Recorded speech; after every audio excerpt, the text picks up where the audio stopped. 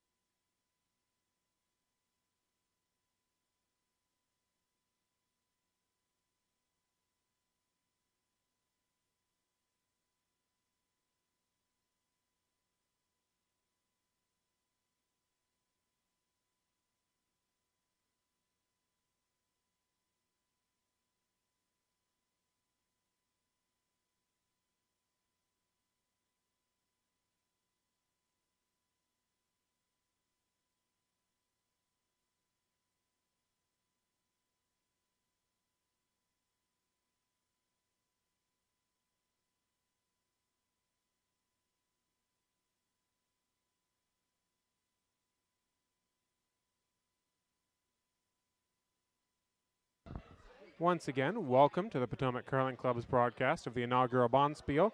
It looks like ice prep is done and our teams are making their way out onto the ice, so give us a few more minutes and we'll get the curling started.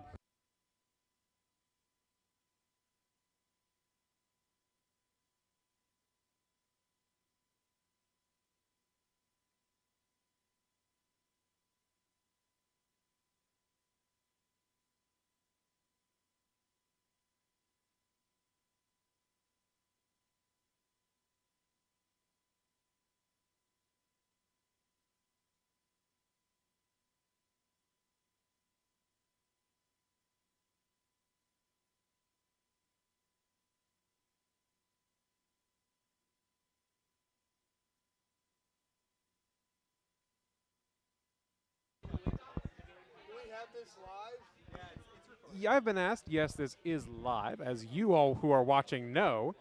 Up there is the Curling Club of Virginia team posing for a shot so that one of their wives can take a picture. And now that they're done, they're shaking hands and getting ready to get started. So I'm going to turn this over to our actual commentators, Rich and Dave.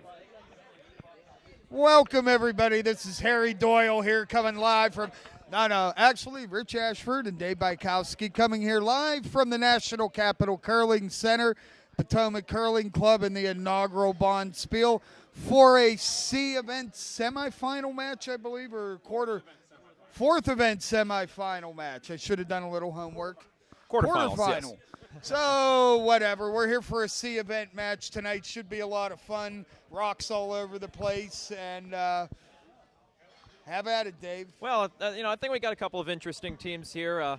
You've got Alan McNeil. Both these teams, I think, have really struggled a little bit this weekend. But, Alan's been playing for a couple of years. It's going to be interesting watching. You're going to find two stick curlers here in the back end for his team. Dan Kennedy throwing third and the skip Alan McNeil throwing fourth, with James Mikulek throwing the lead rocks, and one of my fellow curlers that I play with on a regular basis, Jeremy Singer, throwing second. It's on the other side, you've got Scott Walters and his experienced team from the Curling Club of Virginia, Patrick Walsh at lead, I'm having a hard time reading handwriting. Curtis Searles, that is, I guess, at second. Travis Hamilton throwing the Vice Rocks, and Scott Walters there at skip. Scott's been out here before. In fact, we had a friendly with folks from the Curling Club of Virginia back in April last year. He and I were just talking about doing that again this season. So, and just so our folks know, the Curling Club of Virginia is one of our newer arena clubs in the GNCC, or Eastern region of the USCA, called the Grand National Curling Club. Mm-hmm. Out in Richmond. And they're out of Richmond. They're in I believe they're beginning their second season now. And they are a growing club, and it's a nice area. And we just saw I hogged rock, which is a miss. And now we'll go into who's throwing what colors here, Dave. So we've got, I'll say that's the Curling Club of Virginia, the Scott Walters ring throwing red, and Alan McNeil out of Potomac here throwing the yellow rocks. This is the first one from the lead, James Mikulek. All right, and I think the call was for the rock to come on into the house. But it's going to be light, and it's going to be a center guard, which is not the usual play for the team with the hammer, but it's a C event game, so anything's possible. I think you've got two teams that are probably still trying to feel out their way on the ice, and I think that this could be a close game. We're going to see how they adjust to things. I think you've got Scott Walters, a more experienced skip in curling overall, but and certainly the experience of trying to read on arena ice could make a difference. That said, and what would you call that, Dave? That was a burn, wasn't it? I think it was another miss. I don't know. It looked like they kicked that one awfully early. It looked like that one was still going when they kicked it off there. I think that one wasn't going much further. I think that was a kick in disgust. And I think I think the issue here is that you've got a more experienced front end for McNeil's team, possibly more experience with Scott Walters there in the back end as compared to Alan McNeil. It's going to be up to this front end to really set the tone for this match and really set things up, and then look for McNeil to be able to close it out. Well, and we are looking at almost a third hogged stone. It just barely slips over the hog line. Now, that corner guard's not too bad, though. I mean, it's pretty high up. It's yes. pretty high. This ice is swingy. We learned earlier that high guards mean nothing.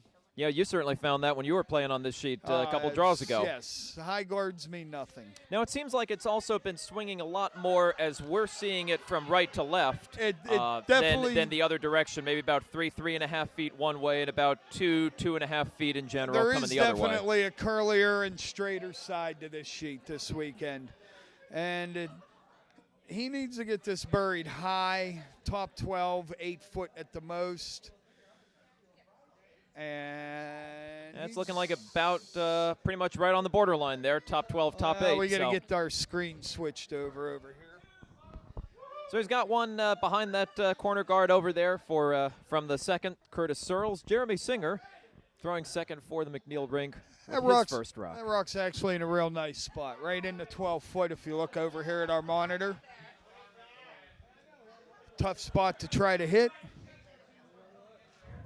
And this one looks like it's pretty wide and heavy. And you know what they always say, Rich? Never be light and narrow, never be wide and heavy. And there it is, through the uprights, and it may settle in the back of the house. And it will be shot rock, actually. I wonder if these ice conditions are slowing down a little bit from the first post-scrape draw that you guys played in. This is the third game on it now. The pebbles build up. You've had a lot of people out here today, a lot of play in certain tracks. So other tracks are going to play heavier that didn't get a lot of play. This area certainly got a lot of play in our game, so I wouldn't expect it to be too slow. But I think that one's going to be a miss because he threw it wide right. And he's actually going to promote the guard. Going to come at that one at a little bit of an angle there and actually clear that out of the way, I think. Not going to be enough to be able to raise that in the house, but just setting up another corner guard out there. So good for the hammer team. It is, in fact, McNeil with the hammer in this first end. Jeremy Singer gets set to throw his second rock. Allen calling for one over on that left side of the house. That looks like if he puts it over right there, this is going to be wide open still. I think he's going to want to bury that one a little more, you think? As long as he puts it in the top 8 in front of his other stone with a corner tucked, he'll be fine. But that looks shot's like it's a little wide heavy and now. Heavy. It's going to be through the button area at most. If it curls that much, I'll be surprised. And there it goes, right through the button area, and we'll settle. So I settling back 4 settle in the foot back there. 4 foot, which is not good if you're yellow because now red has a little wall there. Well, Scott's calling for the takeout on this shot. I don't know if I'd take that out. I think if I was red right now, I'd just do a light tap him back maybe a foot or so. I agree. Let that wall sit there and me sit in front of him. Yeah, I think especially if you're trying to steal, it's good to maybe just tap that back 8, No, back he was 12, definitely leave the catcher inside, there. and if this rock would happen to curl, they get off the sweeping, he might make the double. He's just going to catch the one and roll out. Caught. Wow, that was Wow, interesting. and now we will have a measure on that because the camera angles could be deceiving, but it's real close. But right now I would think red is a shot by a hair. That's what it looks like here. You can see on the overhead camera there, it's pretty close. Well, now I'm looking over here at what you're looking at, and it may be yellow. That's what I mean. Measurable. It's measurable. It's very close. But with the call, it seems like we have that yellow's going to look to remove that stone. But Dan Kennedy, the vice for Team McNeil, throwing his first rock. It looks like he's just going to try to settle in on the back one as well there. If he can get enough weight there, the line was definitely good for more of a freeze down to it or a light tap than an actual hit. Well, they're working on it. They got a long way to go, and they're not going to left get it out there. front. Left it up front. That's quite a mistake there, I think. He's going to have to come back to that one. I mean, he set himself up for an interesting tap back, run back possibility, but that's not the kind of shot you really want to be playing this early. No, definitely not. You definitely got to be looking at making these easier shots when you can. Travis Hamilton, the vice for the Walters rink, with his first rock. He's going to get a bit of a hit roll. And roll over there. And now he's sitting in a nice spot. Got a corner sticking out. Sounds that you may be hearing in the background are from the raffle drawings that have been going on lately. People have been buying raffle tickets for all sorts of various prizes. Of course, much of it involving alcohol. And alcohol. And then there's alcohol. And some scotch, which is deserving of a little higher status. Then alcohol. Right. So Dan's second rock here looks like he may be trying to just come down to it. It's got to move over a bit more. And it's really not wanting to move off that center line, Rich. Well, he kind of, with a stick, he kind of flips it out, so it takes it a lot longer to come back. And it's going to ride more of a straighter trajectory for a while than somebody with a more normal release.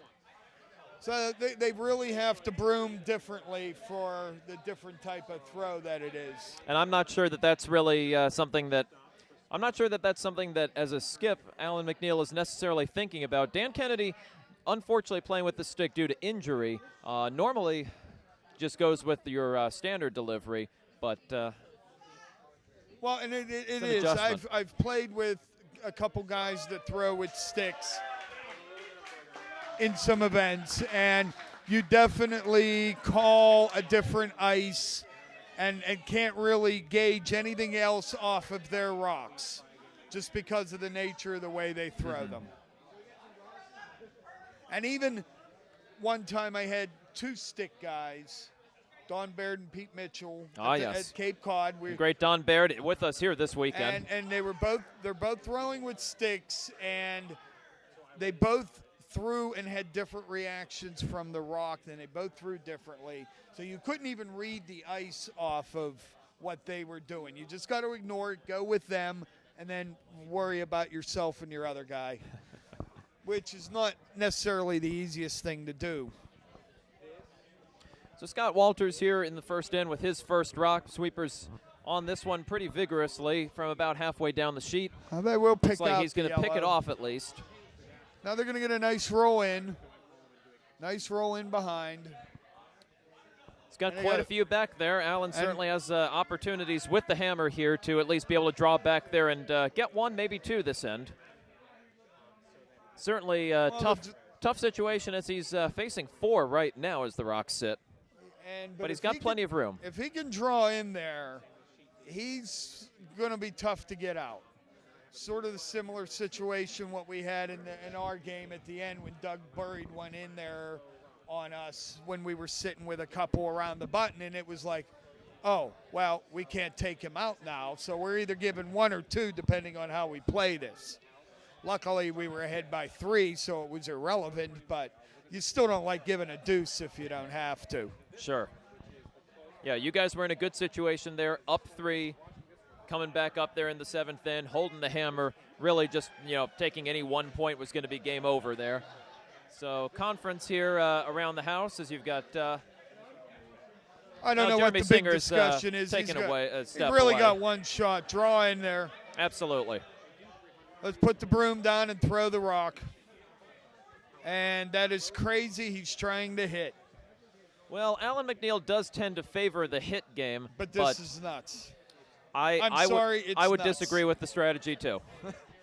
Let's call it for what it is. This is nuts. This is the 9:45 draw. How many people we have listening? 14 right now, 14. Rich.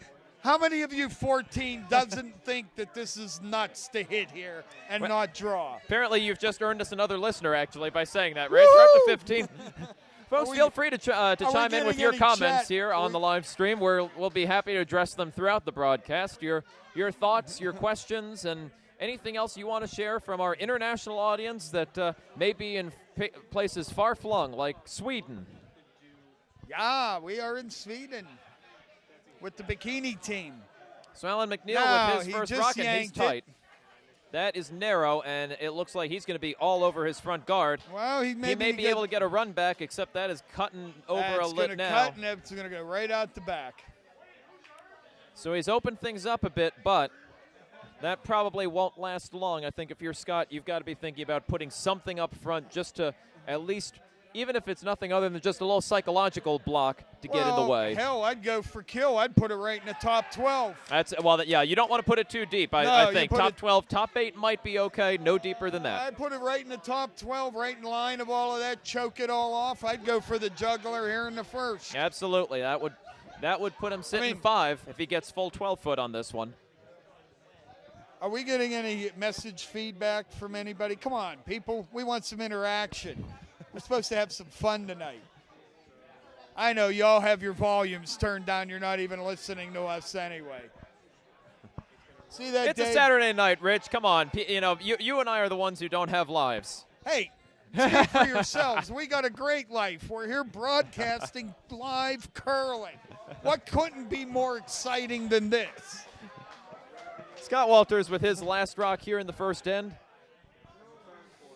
Jeremy Singer with a very frustrated look on his face as he's coming back down here towards the near hack. They got to sweep this one if they're going to get pretty hard. If they're going to get the house. I think that's just going to be a guard, Rich. No, they got the guard. He didn't go for the jugular, but actually, that's pretty good, though. It's a pretty good guard. That's a really good placement line-wise. And the only shot that now he has is he's got to draw, and now he's just thrown a hit, so he has no idea what draw weight is, which makes his last call look double dumber. Not dumber, but double battered.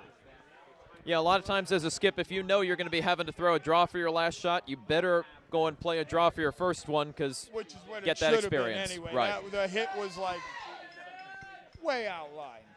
Yet another reason.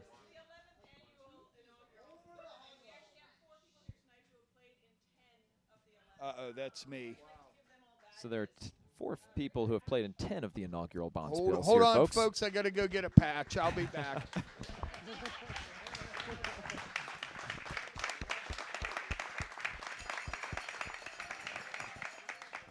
And listen to that reception there for Mr. Rich Ashford. Hammer being delivered by Alan McNeil right now. He's actually given this one some chance, but the sweepers have got to get on this one awfully quickly to get around the guard. He's got a chance. They've got to sweep really hard. This one's looking pretty good, though. Can he at least get a little bit more of a piece? I think he's cut him down to just a steal of 1. And I think it will be 1. Given how that was looking, that's a small victory, Rich. That's a huge victory after the shot in this first shot in the end. That's a huge moral victory. So it's a steal of 1 for Scott Walters there. And again, like I was saying, you can see the difference. Stronger front end for McNeil, stronger back end, it appears, for Walters. We'll see which is going to prevail. 1 end in the books, 1-0 in favor of the Curling Club of Virginia. And what a nice thing here by the Potomac Curling Club. Some of us have been coming to this event for 10 years now, and there was 4 of us here. Myself, fella I'm playing with this weekend, Brian Galebach. The one and only great Scott Eady, and everybody knows Scott, and the pride of Plainfield, the little elf himself, Bill Peskoff. So the 4 of us have got our 10-year patch. Thank you, thank you, Potomac. Did you just almost call us the wrong club now, Rich? Yeah, it's hard to confuse you with Animal House, I know, but, you know. I'll be making a trip up to Plainfield later this season for Bonspiel. I'm anticipating. One more scotch and you will be Plainfield. Yeah. So. We'll take care of that a little later. So 1 rock sitting there in the top 12 foot for Scott Walters' rink. McNeil looks like he's calling for, I'm going to guess he's calling for a draw, but that seemed like awfully strange icing. Maybe that's a takeout call that he's going to.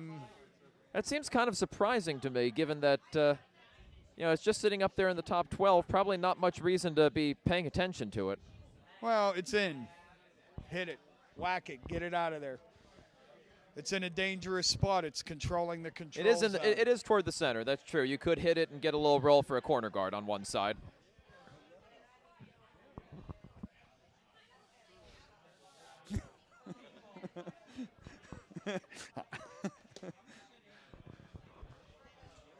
We are proudly displaying our 10-year inaugural patches this evening.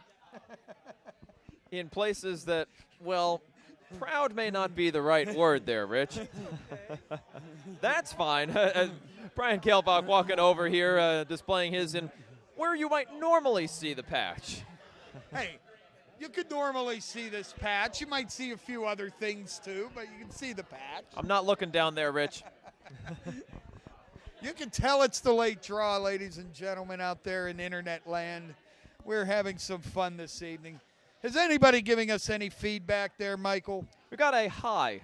Did we get a high? Who'd we get a high from? The Sleeping Mage. Oh, well, hi there, Sleeper. So 2 center guards up here. Would say something, but all the people that are supposedly awake don't say anything. So you've got a center guard Well, right there on that's the just center because line. I haven't ticked them off enough yet. I'm working on it. I'm trying to get them aggravated so they come back and yell at us and say, get them idiots off the air.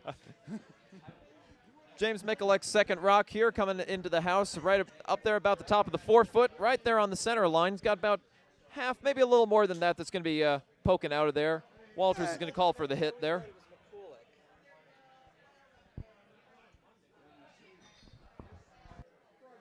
Might be pronounced McCulick. I'm not entirely sure, to be honest. Well, we'll just call him James for now. Lead James. How's that? That works. Curtis Searles throwing the hit here. His first rock for the second end like for it's gonna CCVA. be a pretty nice hit. He's going to catch a piece of the rock, the guard up front, though. And he did hit that guard real well. He moved one to the back 12. He moved one over there. He opened up the shot rock, and he left one in front of the 4 foot. Are you trying to save face, Rich, of that comment? I'm trying just to call make it what the it guy is. look not feel so bad. It wasn't that bad of a shot. That's different from your attitude in the first end, it seems, Rich. Well, I'm trying to be nice now. I'm trying to get some feedback on our messaging system. Well, if anything, Rich Ashford is often described as colorful, ladies and gentlemen. So, Jeremy Singer's second rock here. Still hanging around to the outside on the right side there. He's going to just tap that red guard up just a little bit to catch maybe a little piece of the top of the 12-foot circle. We'll see if we can get on our second. We'll see if we can get a second monitor focused on that view of the house. And no, not quite there. Not quite biting. And that, from perspective of yellow, was not a good shot. No, he's left this one wide open again. See if Searles has any better fortune on his second try. Sweeper's on this one real early on again. Well, I think he's got enough. They might be able to hold this one out there. It looks pretty good. I think from he's my got perspective. He's Gets got the a hit peach and rolls beautifully behind. He got a peach, and now see yellow's got a second problem. He's got the wrong angle on the guard out front. Absolutely, that is that's a great shot. Curtis definitely that was a huge shot. Definitely redeeming himself on the second one. That's those arena curlers. They know how to bail themselves out. You're not speaking from experience at all, are you, Rich? Absolutely not. I only speak for us outdoor curlers of the New Pond Curling Club. You guys closed down the bar last night, didn't you? Yes, we did. New Pond Rules. Second rock from Jeremy Singer here. Looks like he's going to go and clear up the junk. Listening to another fellow player of mine who would implore, if you've got the hammer, clear out the guards. He's at least gotten one out of the way, and better to have his own yellow guard up there than a red one. That's not a bad result for where it was. He's in a lot better situation now. He's got a couple ways to get at that shot rock. He's got a couple ways to get to the button. So now Scott here's really, he's got to look things over. He's got to be feeling pretty good sitting 2 right now, and that one's still behind guard. I'd think of putting another one sitting up there around the top 12 just to kind of own that 4 foot. The guard there with that angle, not a bad idea either. That's not bad. I wouldn't even think that a high guard right in front of it, up in the 2 zone, wouldn't be bad. Looks like he was also maybe thinking about top 12 foot, actually, the way he was even moving that tucking around. the corner in behind there isn't bad either. either way, you got a lot of options on this shot. It's going to depend on how hard he's got this one thrown. a little bit heavy. Sweeper's been called off, and it looks like he might actually end up splitting that yellow guard off a little bit and leave it wide open. And that's not good. That was way too much weight. Let's put a should have second been one. throwing a guard. Put a second one behind the quote corner unquote guard over sitting way out in the 12-foot, but not sure that's really going to come into play here in this end. Well, it very so well Allen could. calling for the hit, Remember, as you'd expect. Richmond has the hammer.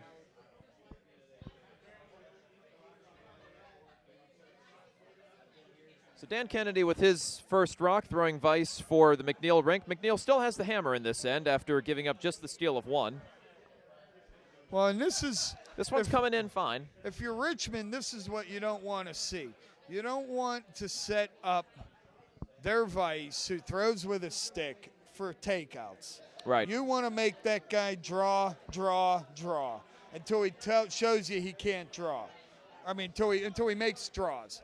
I mean, it's just so much easier, and the tendencies seem to be that they favor the hit for almost every stick curler that I've ever seen. And I don't want to sound really biased, but having played against some stick curlers as well, in general, the ones you find who can draw most effectively with the stick are the ones who've been doing it for a long time and have a lot of years of experience. In other words, the seniors. Exactly. And nice hit, gets the due roll to the fact over that to the left physically side. Can't push it that hard. It makes a draw natural for him anyway. Yeah, those guys are scary deadly at that point. One of the curlers that we've had from a few years ago from our club, Mr. Bob Semerad, definitely very deadly on the draw with the stick. Nice hit and the roll to the outside there for Travis Hamilton. Dan Kennedy throwing his second rock. And it looks like Allen's calling for him to just draw down to those rocks sitting over there in the corner. Maybe get a little rub off. I think he's thrown this one a little tight.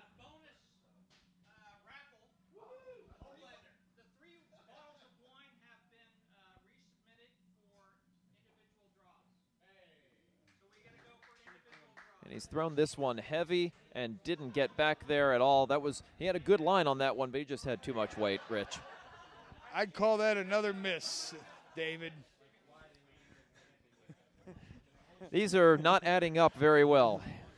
No, they're not. How many people are we up to? We got more fans yet? I like 16. having fans. 16. We're growing.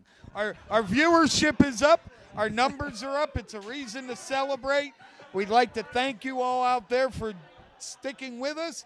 Go tell your friends, your neighbors, your grandparents, your grandkids, your enemies, your friends. Especially if they're in Sweden. It doesn't matter where you are. Tune us in. This is the best show in town. Tonight from the National Capital Curling Center here in Laurel, Maryland, we have the inaugural Bonspiel, the C event quarterfinals. Nothing could be finer to do on a Saturday night.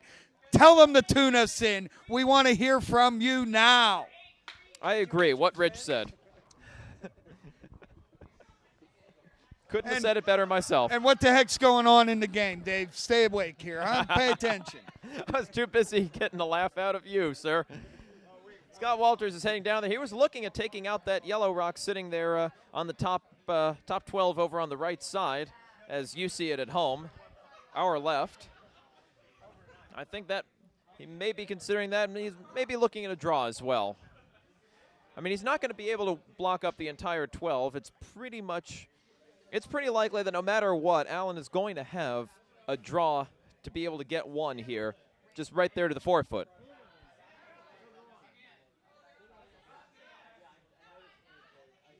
Scott Walters with his first shot.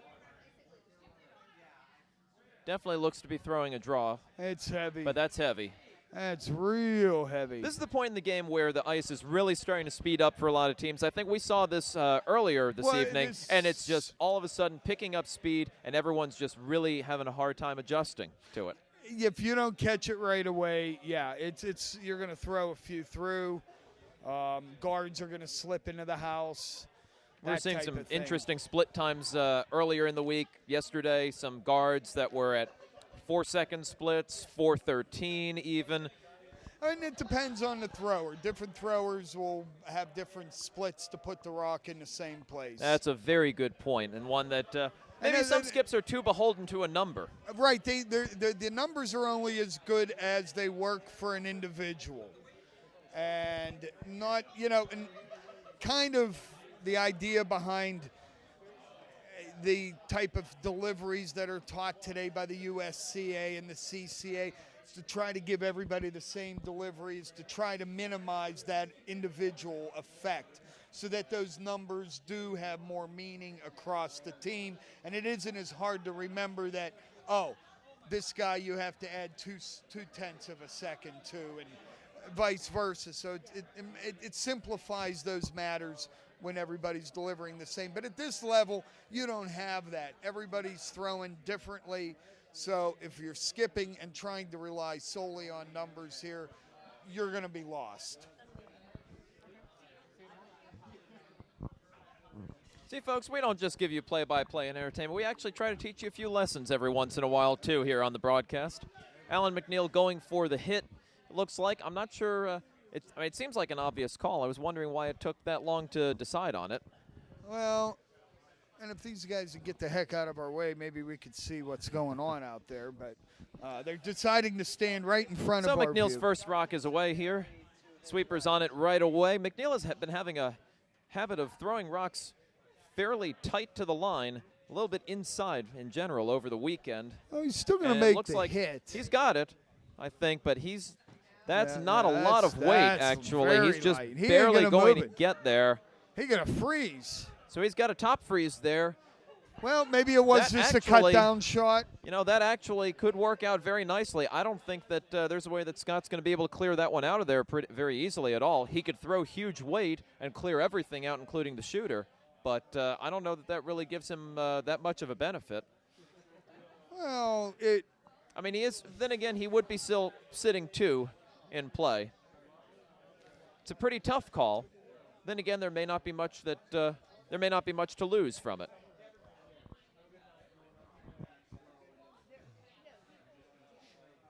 and yellow has hammer, correct? Am I reading this correct? Yes, yellow rocks being thrown by Alan McNeil's rink from Potomac, Right. Maryland.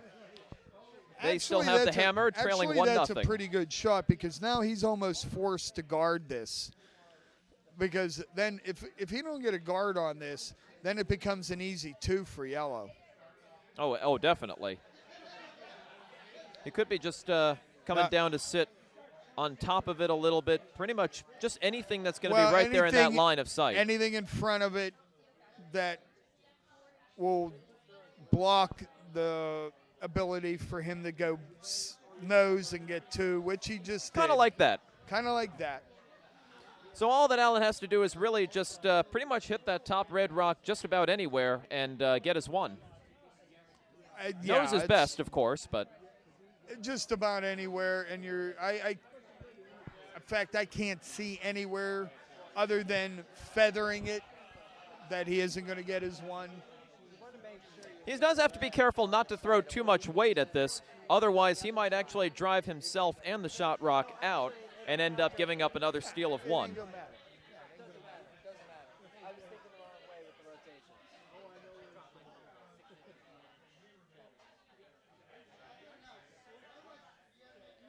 I think the big key here is just don't throw a ton of weight at this. You don't need to. Don't be dainty with it either. Maybe just a good control weight hit. Depends on the weight. Something like that. Hey, Rich, got a question for you. Sure, One of our fans out here in the audience, Mr. Brandon Corrali, asked, are there some USCA Level 1 sportscaster certified people there? Absolutely. Both Dave and I are USCA certified Level 1, Level 2, and Level 3 broadcasters. Some of us actually have experience in the business. That's a good shot there.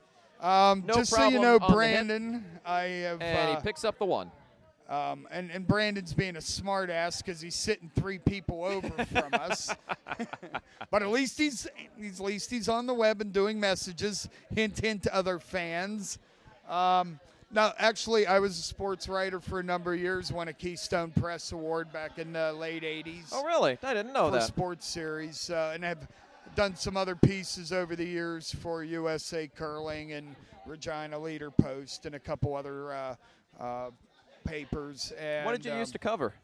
Mainly high school football, basketball, baseball.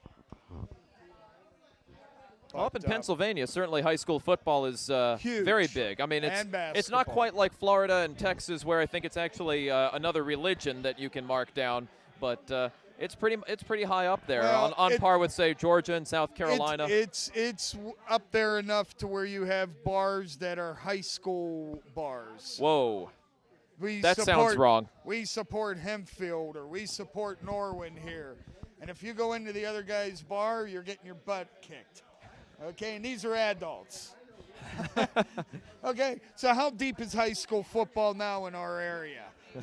It's pretty deep. Yeah, that sounds like it, especially I kind of wonder about the place that says we support Hempfield, but that joke can write itself. 1-1 is our score here between Alan McNeil from the Potomac Curling Club and Scott Walters of the Curling Club of Richmond, Virginia. Third end action coming your way here. Patrick Walsh, the lead for the Scott Walters ring from Virginia with his first rock, and kind of an unbalanced delivery. He's just managed to put that one through. Nice center guard there by James from the McNeil ring. Pretty high up, though, so Dave, I'd like to have that closer. I think we could call that another miss. I'm just going to leave the cruelty to you here on this one. So Allen looking for James to draw behind on this rock. I don't know. I wouldn't mind putting up another center guard here with how high that one is. Top 12, draw to the top 12. I mean, if he puts a 3 guard here, I think that's actually pretty good too. Just as long as it's not right behind it. Top 12. Rich likes top 12. Okay. I think this one's going to be maybe a little more than top 12. And it's not going to come over enough.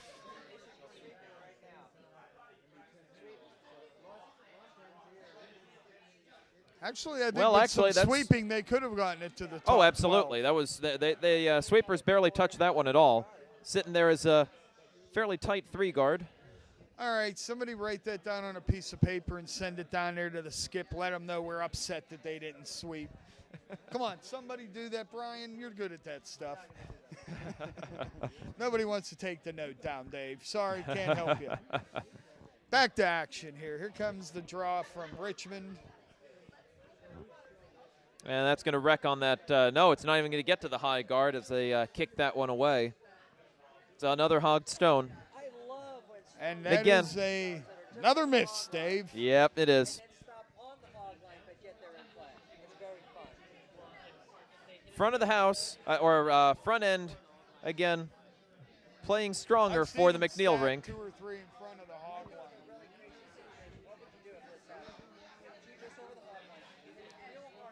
Second rock here coming from Jeremy Singer.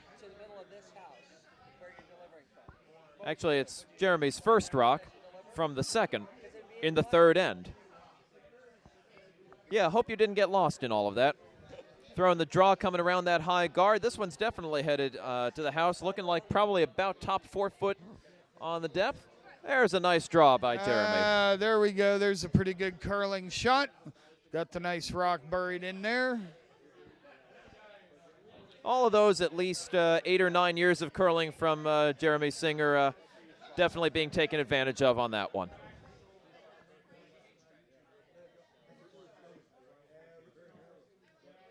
And we're looking at a hit here. Arena curlers will tend to pitch it out, which he did. Curtis Searles, the second here. And he pitched it wide, but Sweeper staying off of this one. Backing off completely, probably got the never, never sign. Nope. And at least clears that guard out. But still leaving the shot rock pretty well protected. He rode up the center line so far that when he flung it out past the broom, it really didn't matter. So Allen looking to go and put another one right there close to the center line. Probably wouldn't mind top 12 here, I would think. I mean, the free guard zone's out of play. You might as well put him in the house at this point. Just don't go too deep. Half in, half out, right on the top 12, right on the, what would be the, I think what they're seeing is the right side of the center line. I think Jeremy's put this one just a little inside. Hard to tell from our angle sitting here. Sweepers on this one for a while. Now they're coming off. The weight certainly looks good. It's actually pretty good. It's right where I would have liked it. He may just be putting another one actually behind the guard and have a few in line. No, that's a little deeper than I would have liked it, but it's pretty darn good place, though. He's got them all lined up there, and still with that high guard up there, pretty well protected. McNeil sitting two on the strength of Jeremy's 2 draws on that one. So we'll see if Curtis is able to at least pick off that guard and give his teammates a chance to get some rocks in the house and get something on the board. Nah, he really flung that out. He's looking at that high guard. Well, he was looking at that high guard, and that kind of spooked him. I think he's seen it, wanted to make sure he got around it and kind of whiffed it. Rich, we've seen a lot of times, I think, with less experienced curlers, and certainly times when I've been out to teach curlers for the first time, on hits, it seems like that there's really so much more of an effort to try to fling or push the rock out there as opposed to just pushing out and letting your weight really carry the weight of the stone. I mean, any tips that you've got on just for new curlers on how to really throw hits effectively? Well, I think you got to find what you can do comfortably while maintaining your balance. It doesn't do you any good to try to push out the hack with everything that you got if you're going to be all over the place. So if it takes half of that for you to come out on balance, that becomes your normal hit weight. And hopefully that's of a strength that, then you can play off of that. But basically, you just want to stay right on line with the broom. You don't want to try to slide up the center line and throw it out to the broom. You push out of the hack, and that's your weight. And when you're ready, you release the stone with the turn on it. You don't add anything extra. Most curlers at this level aren't able to do that at a very accurate, high percentage rate. That takes thousands and thousands of stones being thrown to be able to develop that sort of sense where you see some of your top curlers doing that on hits. Sometimes it's a mere illusion that they're actually adding something on when it's more that they're in the release mode.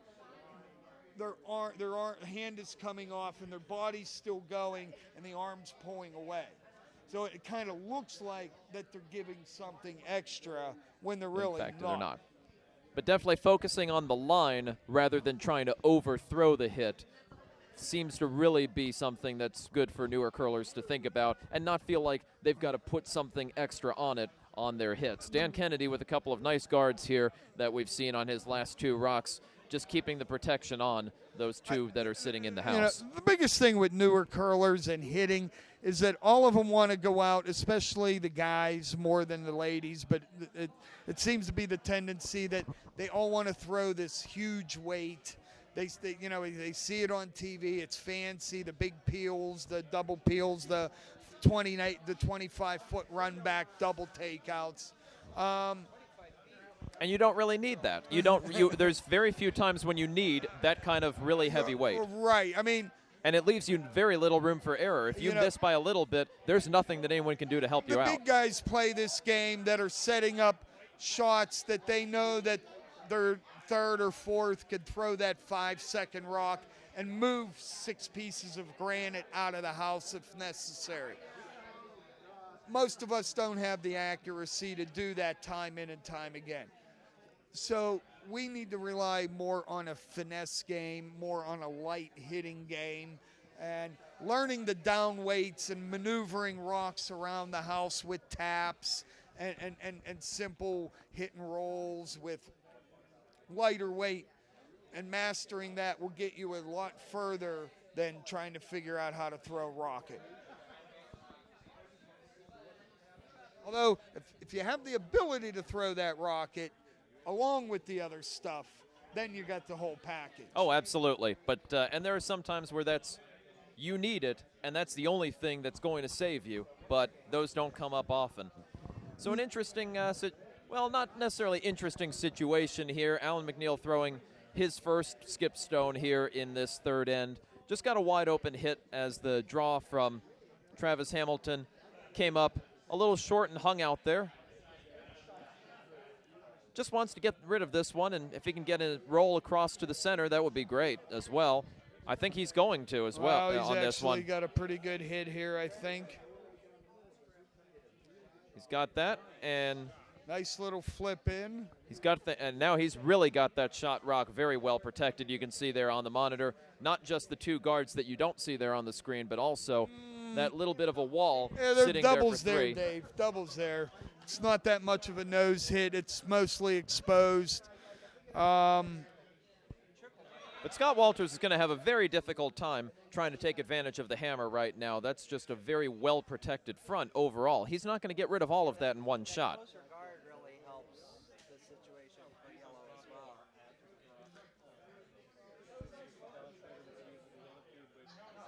He could get the angle to double the one in the forefoot. They could possibly, I think, double the top too. Because it's going to be direct, but it's going to mostly go straight back. If anything, it'll just wing the one in the forefoot. What way he's going to throw this.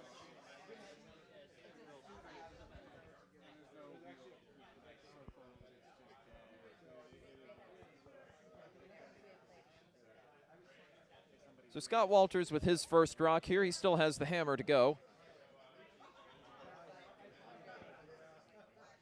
Looks like he's really looking at this one a long time from the hack. I'm not sure how confident he's really feeling of whatever he's called here.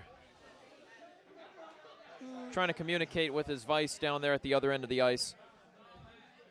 Rich, I hate to say it, but this oftentimes you see something like this, it's usually not going to end well. No, it generally doesn't, but let's just hope it was a clarification, not a let's do something different type of scenario.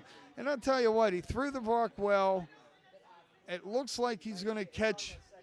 Is it on the second guard? I think he's got a piece of the second guard to at least tap that out of the way. He has done that. And he's pushed it in the house as well. So now he's turned 3 into 4.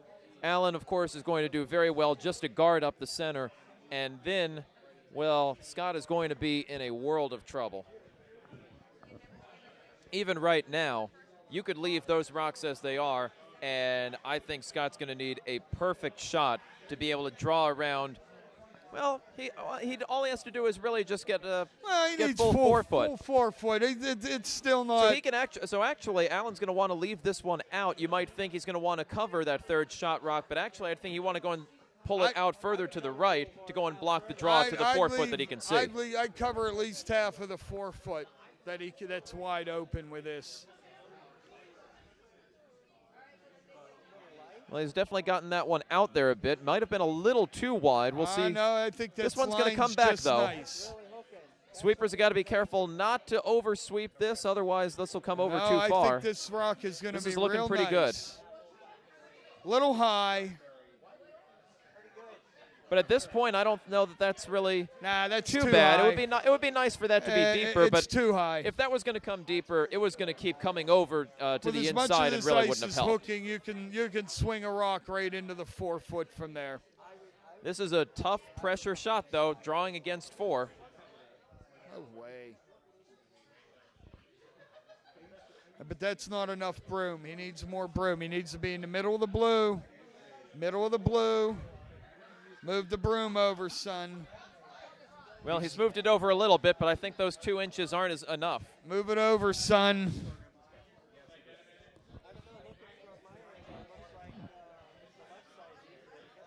No. Scott Walters. Not as much as this is swinging on this side. Scott Walters having to draw against 4. Right. But I don't think this is enough broom. So here comes the hammer from Scott Walters. I think he's put it a little bit outside. got an opportunity. The weight has got to be pretty much perfect. He's got to get about full 4 foot, about half on the 4 foot to get this one for one. It's looking good if he Line can is get good. it there. They're all working on it. Does he have the weight? Nope, he's going to come up way short. He's left that short of the house. It is a steal of 4 for Alan McNeil, and there's a look of, I think, some sort of relief and satisfaction on his face as he's coming over here. He had the line if he had the weight.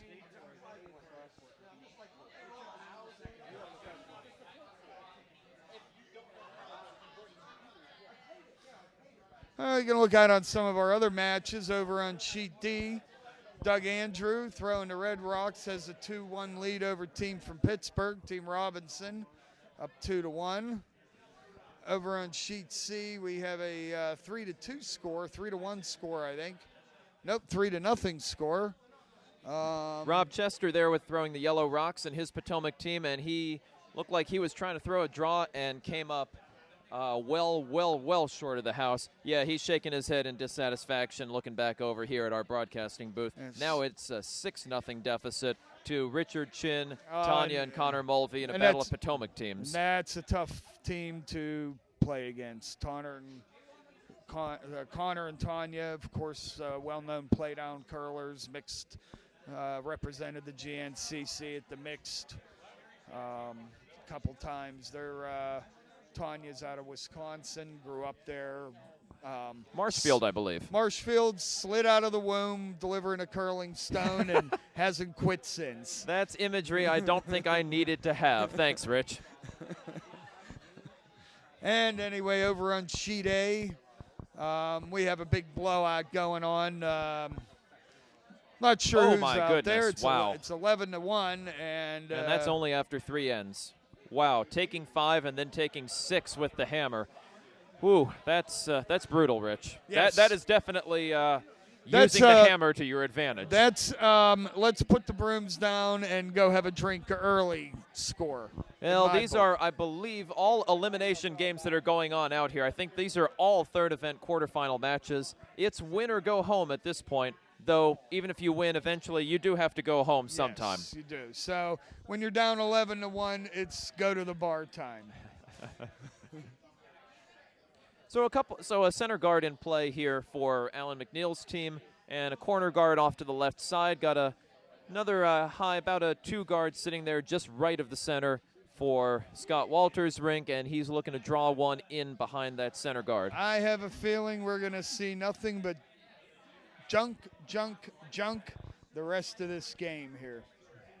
I think Alan will be happy to play that sort of game, as this one is coming in not too shabby there. Nice weight, but he's got that one still pretty wide open. Should be a simple hit and roll.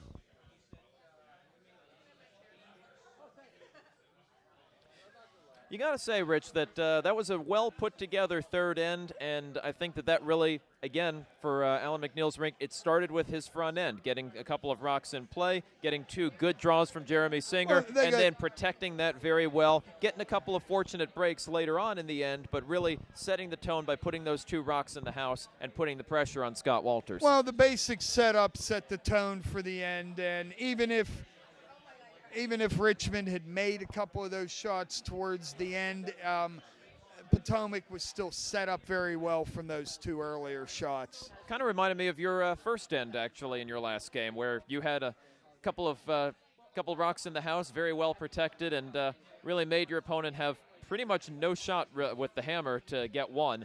Scott at least had a little bit more of an option here to draw to the 4 foot. Well, yeah, and I mean, that's our first end. You're basically hoping to play clean without the hammer, force them to take one, and if you can get an opportunity to block it up and steal, great.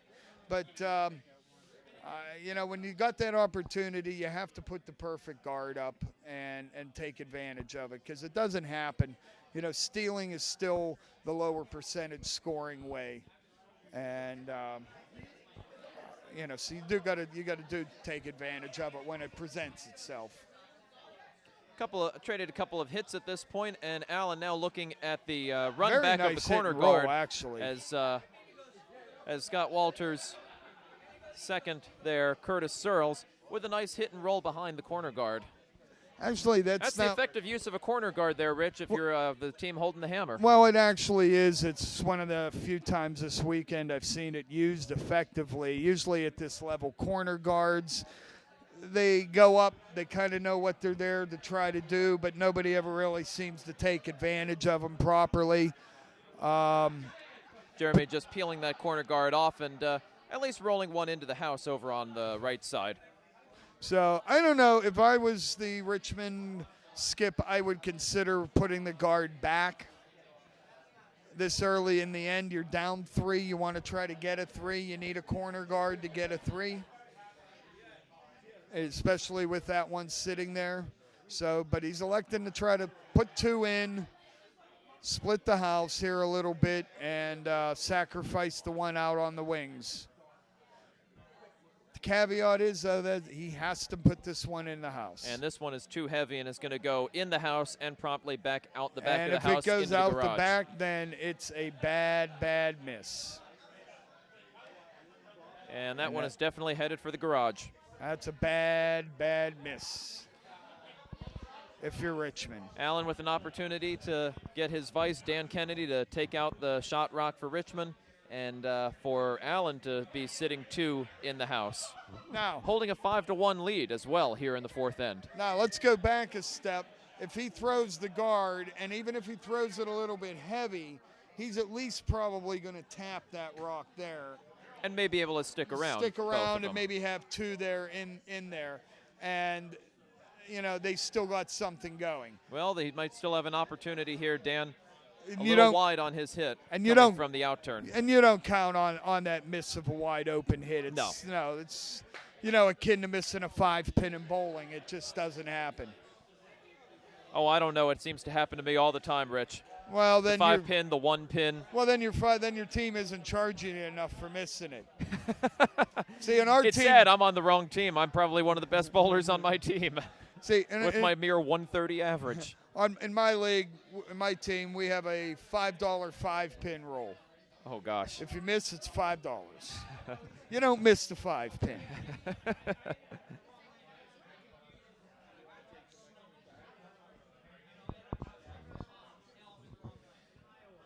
And so again, another one too heavy.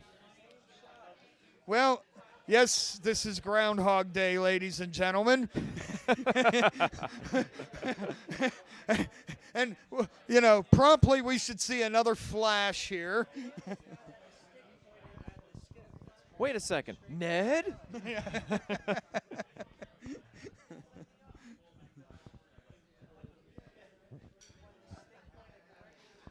Second rock here from Dan Kennedy. He's going for that same hit. This time he's definitely going to get at least a piece of it. Oh, barely. Going to be just enough to get that one out of the rings and put it in. That was almost a full scene in Groundhog Day there. So 2 in the house now for Allen McNeil as they bump that one over into the coffin corner because that rock is dead.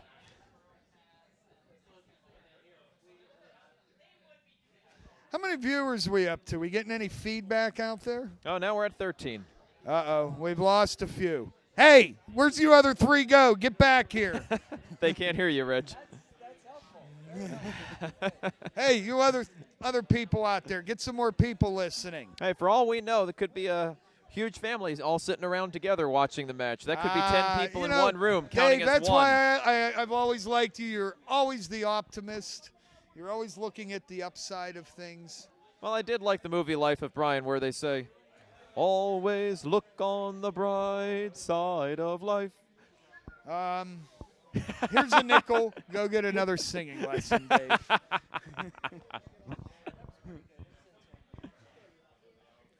And now we're down to 12 listeners. My bad. But are we getting any feedback? We're not getting any feedback. This is awfully disappointing. People don't want to talk to us.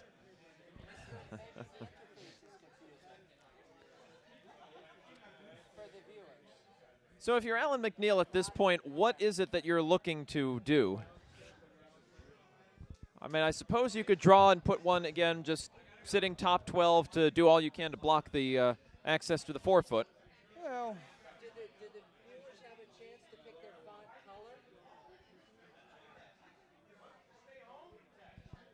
It's probably going to put one here right in the top 8 foot, top 12, center line. They might be typing in white, and then you wouldn't know.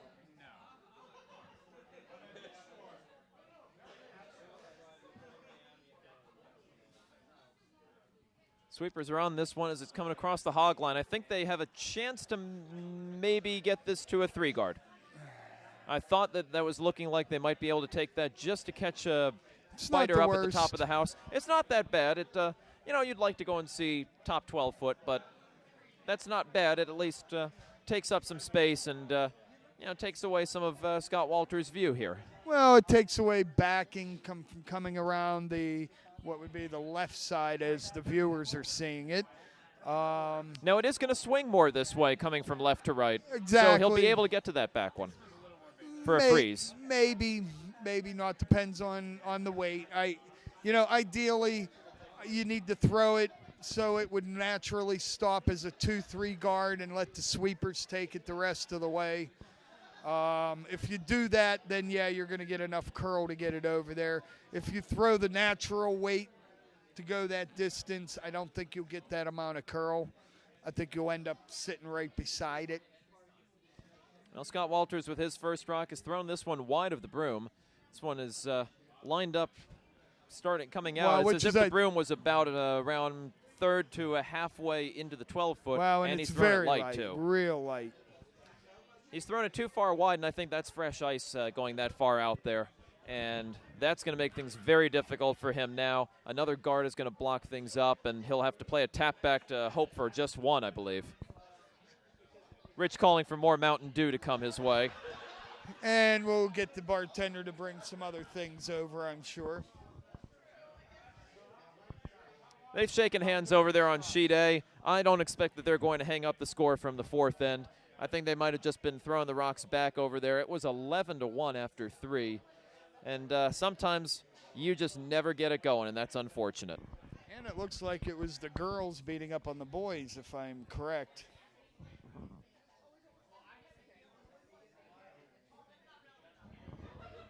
I think I'm going to get in trouble if I say anything to follow that one up, so I'm just going to let that one go.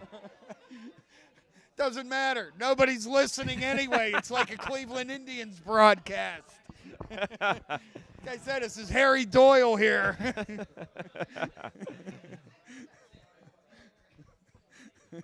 I guess this is where I should work in a sponsorship plug. This portion of the match brought to you by Sheridan Hotels and Resorts. Yeah, we're I'm just holiday looking at in. the sign right up over here. So they're really still. Then why is it still, if it's last year's sponsor, why are they still up there?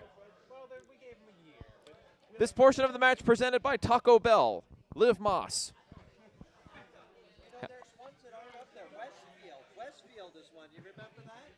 Westfield came up, and I said, Westfield, what's that? And they informed me that it's a shopping mall. I thought it was Alan commercial-free radio. Alan McNeil here with his second rock. And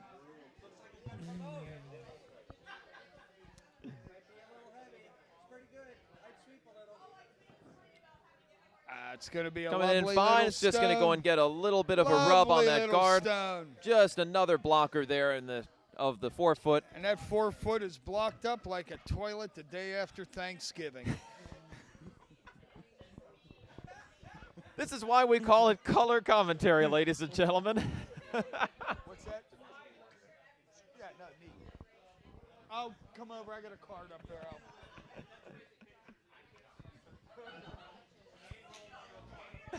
Not really sure what Richmond's going to do. They need a severe enema here to get one in the house. I would think that they're going for the tap back on this, Rich, to just play to that red guard that Scott just threw there. They could try it. I think that might be about the only hope that they've got. Actually, they do have a legit shot there. I got to be fair. Sitting there facing two, Scott Walters with the hammer coming his way right now. Actually, it don't look too bad out of his hand.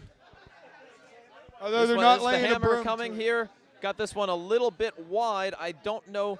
He might be able to get an interesting roll into the house and maybe cut down to one. He's got to get more weight though. He's got to get more weight to get that one, and he's cut it down to And it's a steal of 1. I think they stole 1. So it's looking, it is pretty close. We're it thinking looks like may be Red a steal scored. of 1, not sure. No, I Are think they Red gonna- scores. Look at the overhead. Taking a look here on the overhead camera. Keep in mind that's not completely centered. They keep going back and forth. At this point, you might as well just measure it, I say. Do we see the call? Do we see the call for the measure?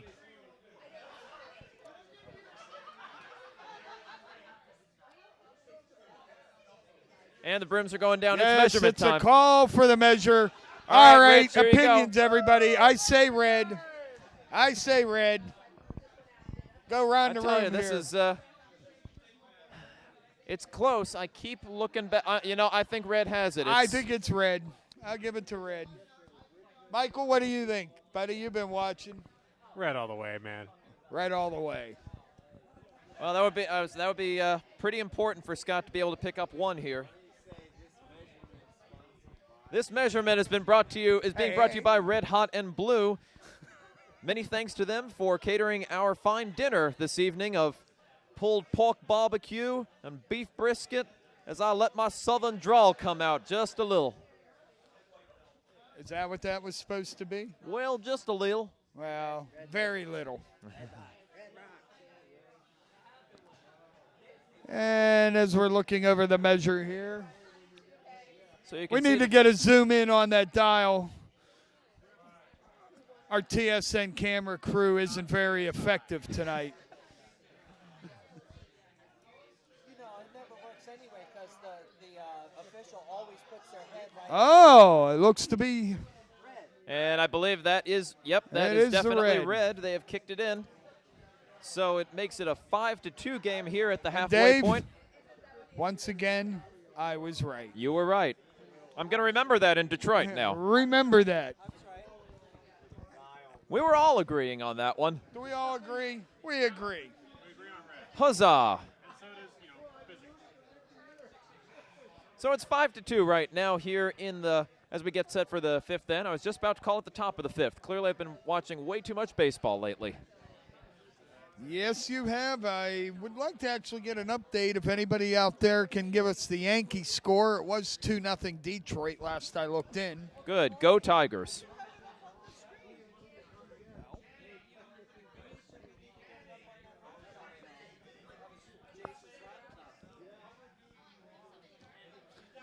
Anybody writing in?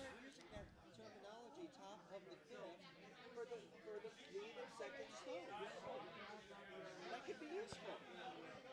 And some comments from the peanut gallery that we are just going to totally ignore here, ladies and gentlemen. And as we move on to the 5th end, not the top of the 5th, not the bottom of the 5th, not the middle of the 5th, just the 5th. Thank you. Curling has its traditions. Baseball has its. Let's leave them to each their own. So Alan McNeil. No, with that the was hammer you here. delivering a stone yesterday. Alan McNeil with the hammer, up 5-2 right now here in the 5th end. James throwing, it looks like he wanted that one to come around that corner guard, and he's left a center guard instead. Well, Not any much of a corner, honestly. our viewers are all, I don't know what's the matter with them. They're not saying anything back to us. Maybe they don't understand English. Maybe we got a huge audience in Moscow or something. I told you, Sweden. No, Sweden, they understand me.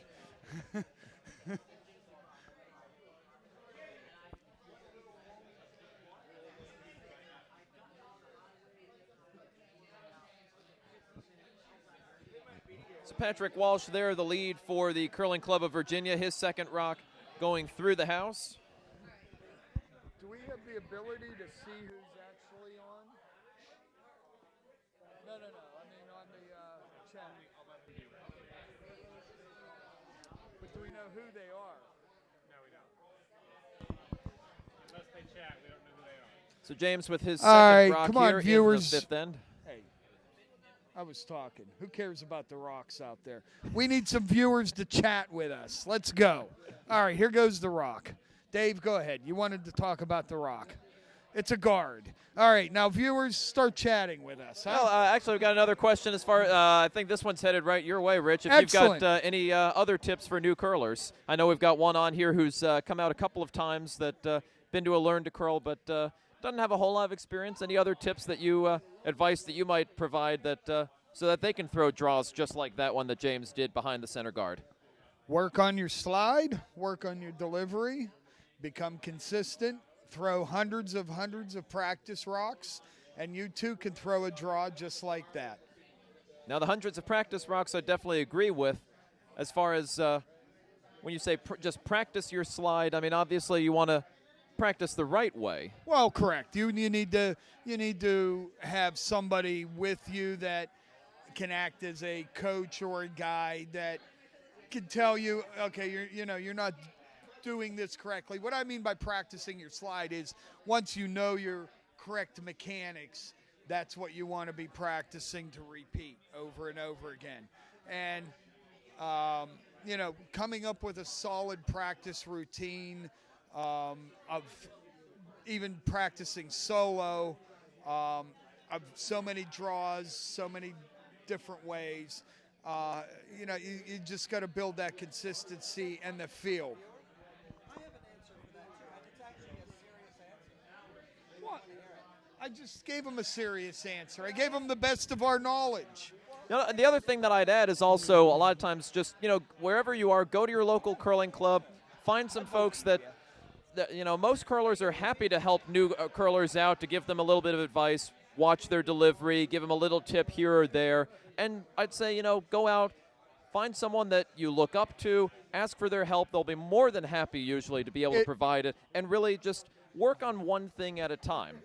Don't try to be fixing about 7 things all at once. You're probably going to have a hard time being able to manage all of that at the same time. Find one thing, work on that and perfect it, and then add another one and another one as you've been coming out, playing more, play games, come out and practice every once in a while, and just enjoy the game, really.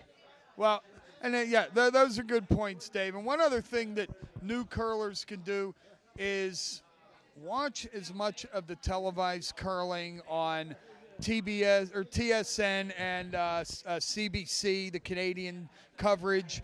You could go into their archives and listen and watch the games afterwards, but the commentators are as knowledgeable or maybe a tad bit more knowledgeable than we are at times. And you can learn a lot about the game by listening to guys like Russ Howard and the rest of the TSN gang, and Kathy Gauthier and Linda Moore, and even the CBC anchor crew and the Sportsnet anchor crew that covers curling up there. You'll learn a ton about the game just by listening. I've listened and watched hundreds of hours of curling matches over the past 10 years, and the knowledge gained is just way and above what you can just pick up on the occasional once a week. Yeah, I would think that's got to be great for really learning strategy. And, well, it is, and learning strategy at different levels. When you watch the men's and women's game, there's definitely a difference. And if I don't give Brian here a chance to answer this question, he's going to get mad. So we. Tell me the exact question. Is it about delivering or just curling in general? I think just a question we've got here. Do you have any more tips for new curlers? Any more tips for new curlers? Okay, because you guys kind of started on the delivery. What I would just say on the delivery aspect, if you just keep in mind the 3 basic factors in every shot: sliding at the broom, sliding the right speed, and giving the stone the correct rotation at the right rate of rotation, you will make the shot. I think that rotation is really important. The release is really a key factor in your shot. All right, there. What was his name? Dan Kennedy. All right, Dan, I hope we answered your questions. No, that was Oh, well, who asked the question? Sleeping Mage.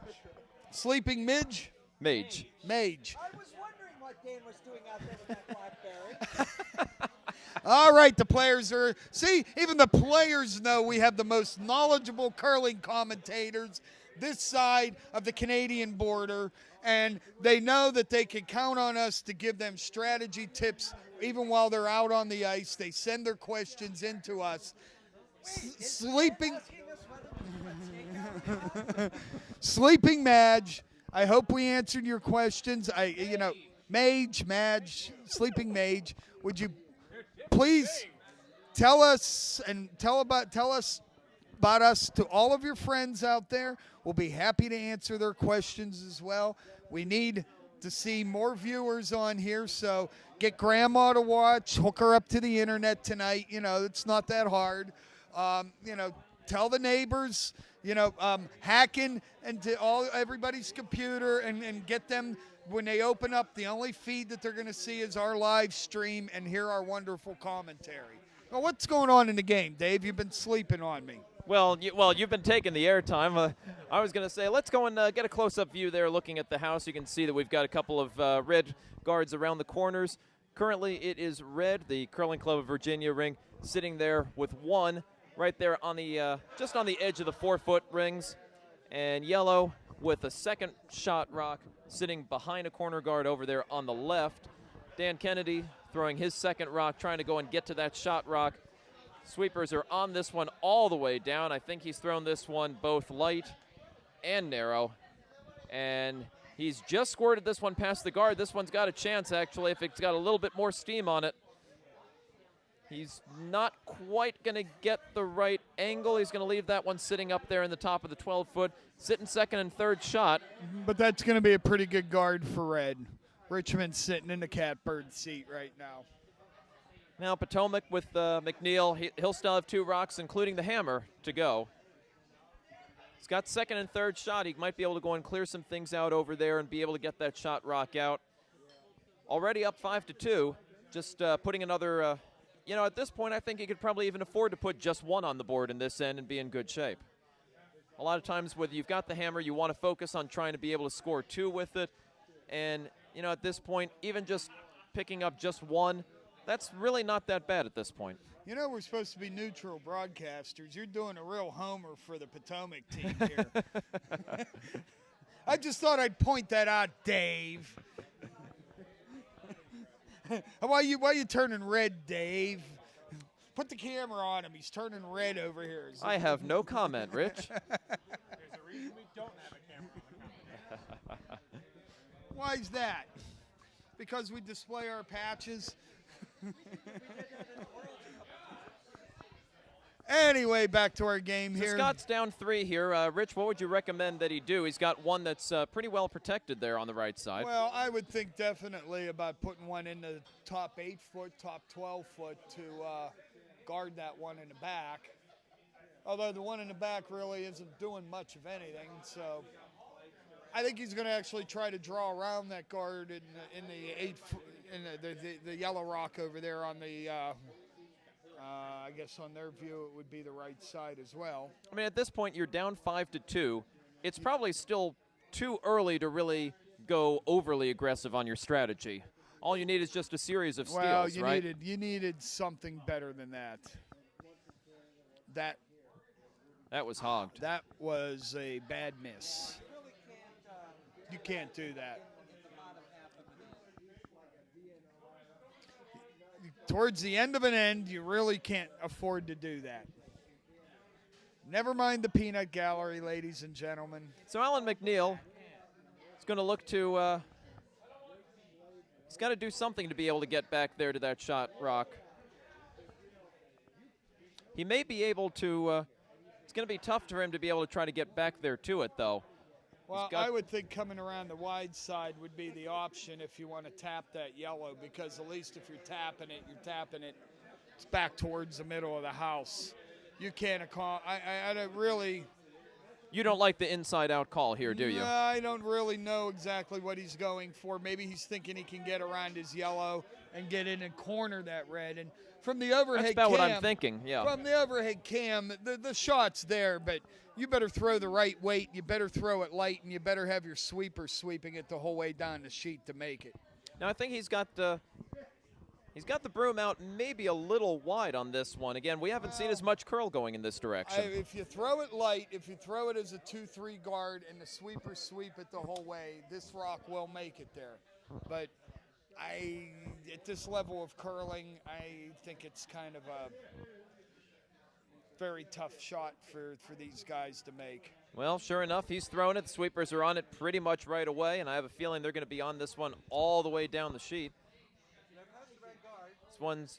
Nope, they're all going to be on the yellow guard, it looks. It looks like they'll be on the yellow. Oh, no. I think he's going to rub up against that yellow rock there. Actually, Yeah, and he's actually protected it that much more. They're overlapped. That's what I mean. They're overlapped. It's not really that good. I think the biggest thing is that he really needed to throw more weight on that one. Yeah, that's why I said they needed to be sweeping it the whole way down. I think they did sweep it the whole way down. It just needed more weight to start with. Or better sweeping. I didn't see guys sweating out there, Dave, so. Rich Ashford being harsh on the sweepers, ladies and gentlemen. David Bykowski alongside him here at the Potomac Curling Club. It's good cop versus bad cop. Skips are always harsh on the sweepers, unless they put the draw right on the button for them. So how much were you sweating today during your sweeping? I swept a couple stones out the back of the house, I thank you. Comments from the Peanut Gallery again. Can you go ahead and give a sniff and see if you can tell how much he was sweating? No, okay. I was. Scott Walters with his second rock here. Certainly his shot rock is pretty well protected. I think he'd like to go and put another one, if he can get one back there to be able to sit two. No, he's light. He's going to hog that one front. too. Surely he's got this one at least in front of the hog line. Nope. Oh, no. Oh, dear.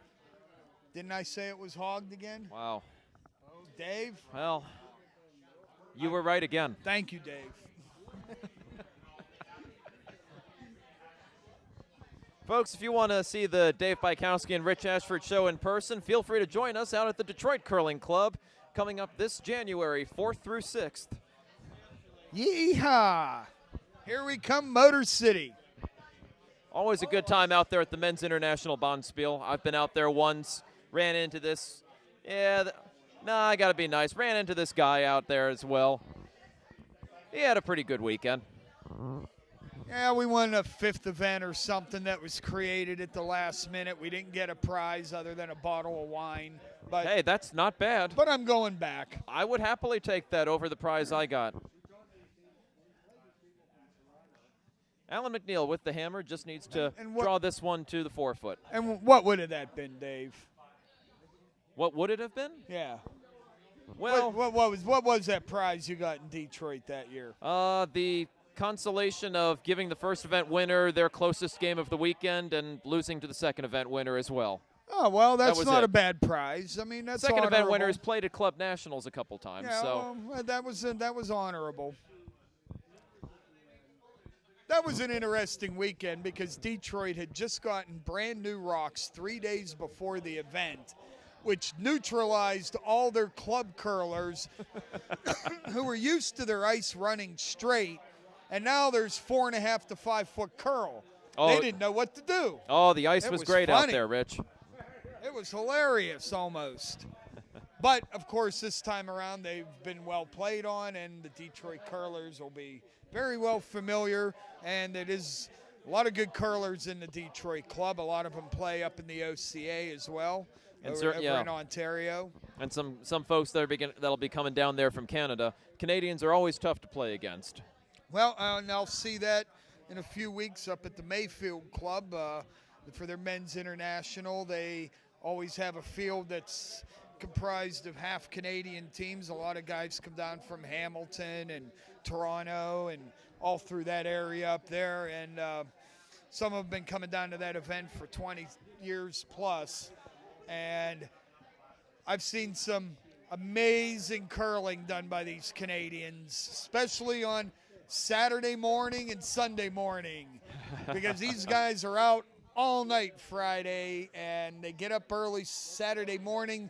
You go out there, you look like, oh wow, they're all four hung over. They all look like they're about to puke on the ice. Next thing you know, it's about 7-0, you're down, and they haven't even laid a broom to the ice. It's like, what the heck, guys? Well, that tolerance is certainly something that is built up over time. You know, it's in their blood. You know, they know how to throw a curling rock, and you got to be prepared for it. And but no, a lot of good competition, a lot of fun guys up there that go to that tournament. A lot of them, incidentally, are Pittsburgh Steeler fans. Steeler Nation lives north of the border as well. Yay, yay. Good for you. Hey, anybody out there in our TV or our internet audience land, get me see what the Rough Riders, I think they played today. I need to know a score. So back to the action out here in front of us. Just a couple of guards after a steal of 1 for CCVA. Closing that gap to 5-3. And that's another hogged rock, Dave. What would you call that? Another miss. I would call that a disappointment. James with his second rock here. Again, a couple of guards to go and deal with. Again, the center guard being thrown by the team with the hammer. Kind of not the intent, I believe. I think, again, he wanted to come around that corner there. And now James probably overcompensating a little bit, throwing heavy on this one. And this one, maybe it looks like it's going to stick around. It'll hold in the full back 12 there. That's a pretty good shot for Potomac. Not a bad spot to be, actually. At this point, you probably just, with the hammer, you want to make sure to get a couple points on the board here and just, keep the pressure on CCVA. If you're Scott Walters, you like seeing those guards up there because that's going to give you a much better chance of being able to get another steal. Keep doing that, and you're going to be very much in this game. They're not out of it by any stretch right now. And I must say, of all the curlers out there tonight, I give my vote to the stylish curler on the ice to Alan McNeil and his wonderful hat. Even better than Jimmy Fallon over on sheet C with the Norwegian pants? He was close with the Norwegian pants, and I do like the white belts, but that's a Glenn Howard steal. So I kind of go with Alan over here and that wonderful hat. Hey, look who just wandered over by our booth. It's my good old friend, Billy Peskoff from Plainfield. You are on the air now. That's even worse. Billy playing super lead for that super skip Scott Eady this weekend. Tell us a little bit about your match earlier. It was a pretty tight game against Chris, eh? It wasn't so easy to make the rest of my teammates look good. Well, my back is killing me from carrying them. Well, we know that, Bill. We know you're the heart and soul of that team there. And so how'd things work out for you? Well, it's not easy to win a game from the lead position, but I managed to do it. Now, they had you down initially, I think, at Vice, and I was wondering, wait, how can they possibly do that to Danny Stesky, the man famously known as the nerd at third? You've said it all. All right, Billy, thanks for dropping by our Rich, I'm sorry, I have some bad news for you. What's that? Unfortunately, your Rough Riders were defeated by the Edmonton Eskimos 37-20. Ah, bad day in Bedrock. We don't care about the Blue Bombers here. Yeah, well, that's Stetsky. We don't care about Ed or whatever he is, the nerd. Back out here on the ice, got a couple of yellow rocks for Potomac sitting in the back of the house. Richmond is looking to put one in, trying to go and freeze down on the back ones there. He's at least cut it down to just sitting one for the moment, and Allen is going to be happy to get rid of that. That's not very good rock for Richmond. It's wide open. Doesn't really do much for them at this point.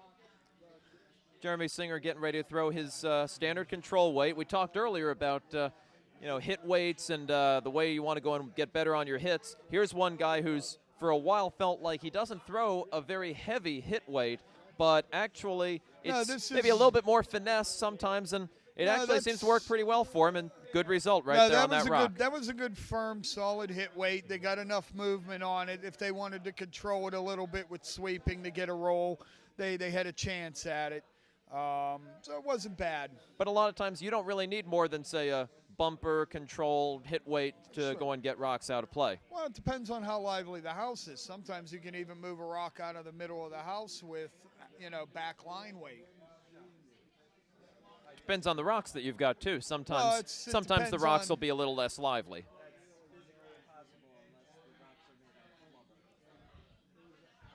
No, it isn't.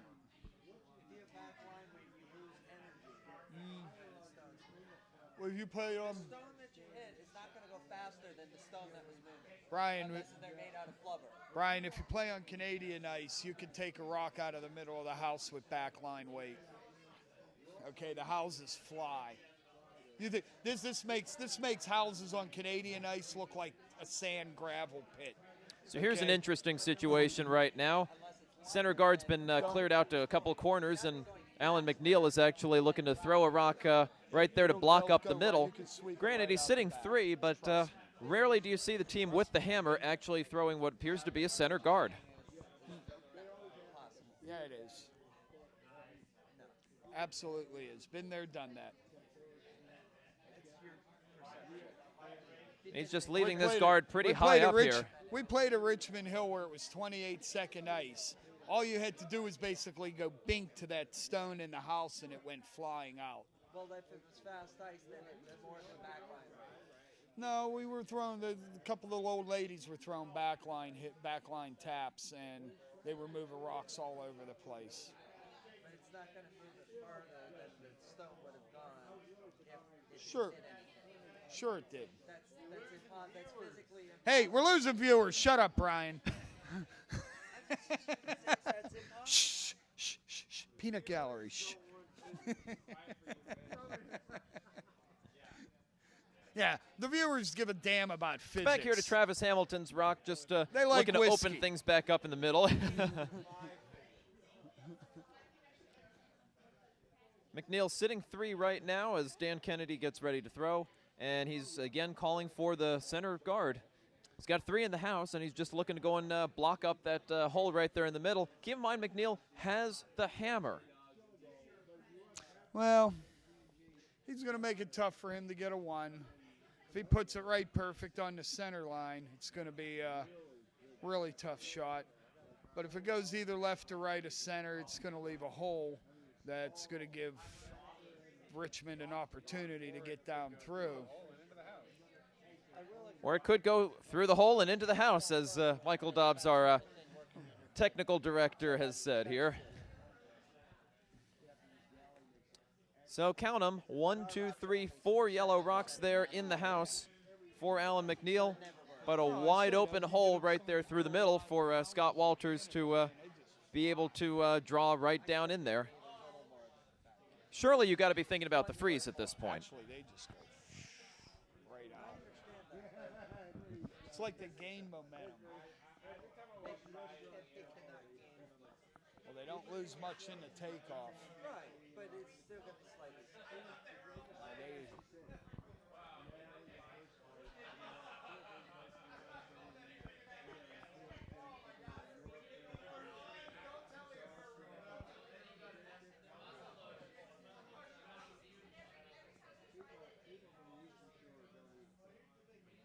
And some of the action on the other sheets right now looks like the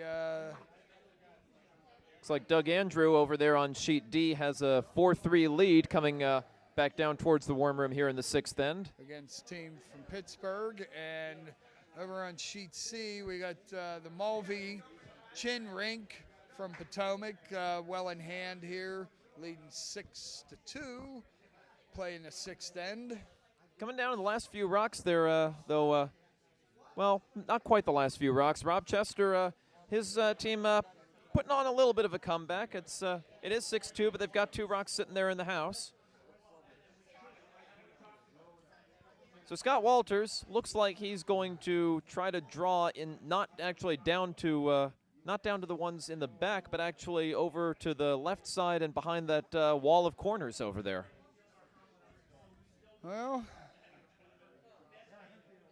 This one's going to have to move, though. After that, it's actually the right play. It's coming. If they can get it there, it's going to be light too. Everything they've thrown has come up light. Except for the ones that were heavy. Slower in this draw like it was in the last draw yesterday? No. You don't think it's that much slower? You think they're just throwing slower? So he's left that one up high. Fix that.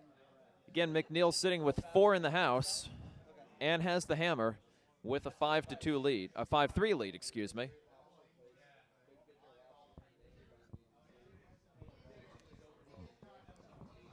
Well, at this point, I guess if you're McNeil, you just want to go and put another one up there in the top 12. That's about all, that's about all you really need to do. Top 12, top 8. Put something right up there in the center line.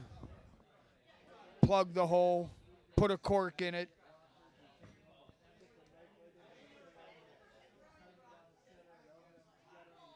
We still holding our viewing audience here, guys? What do we got? We're holding steady at 12 right Holding now. steady at 12. That's a nice number, but we could use a few more. Guys, go out, tell your friends, tell your neighbors, send emails out, bug your friends.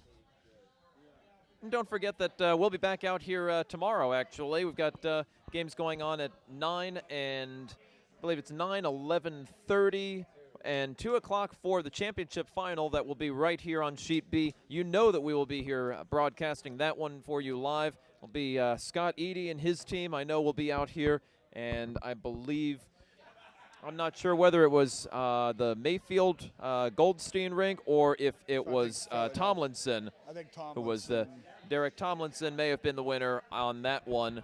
So that should be and that's Goldsmith. Goldsmith, excuse me. Thank you. Mayfield. Yeah. The Tomlinson definitely, we saw him out here in our feature game last night. Looked awfully good against Mark Robinson's Pittsburgh team. Well, don't get me going on a Philly rink. They're all turkeys over there at Philly Curling Club. They cheer for the Eagles. They cheer for the Phillies. They boo Santa Claus. What more can I say? The heck with Philly. Always got to go back to the they boo Santa Claus thing, don't you? Santa Claus. What happened? What did he do? Because they're a bunch of morons in Philly. They booed Santa He Claus. must have done something. He interrupted the game or something. So Scott Walters with his last rock. They do that then. Trying to do anything to cut Let's the see, did we lead lose down. any viewers? We know we had Philly viewers if we lost them. Nope. No, picked up one. And he crashed on the guard. And this so is going it's to be 5 game, right set, now. match. Allen's just going to go and put something there. He's got plenty of room to work with. He can tap back and be able to get in there for 6, and that should finish this one off.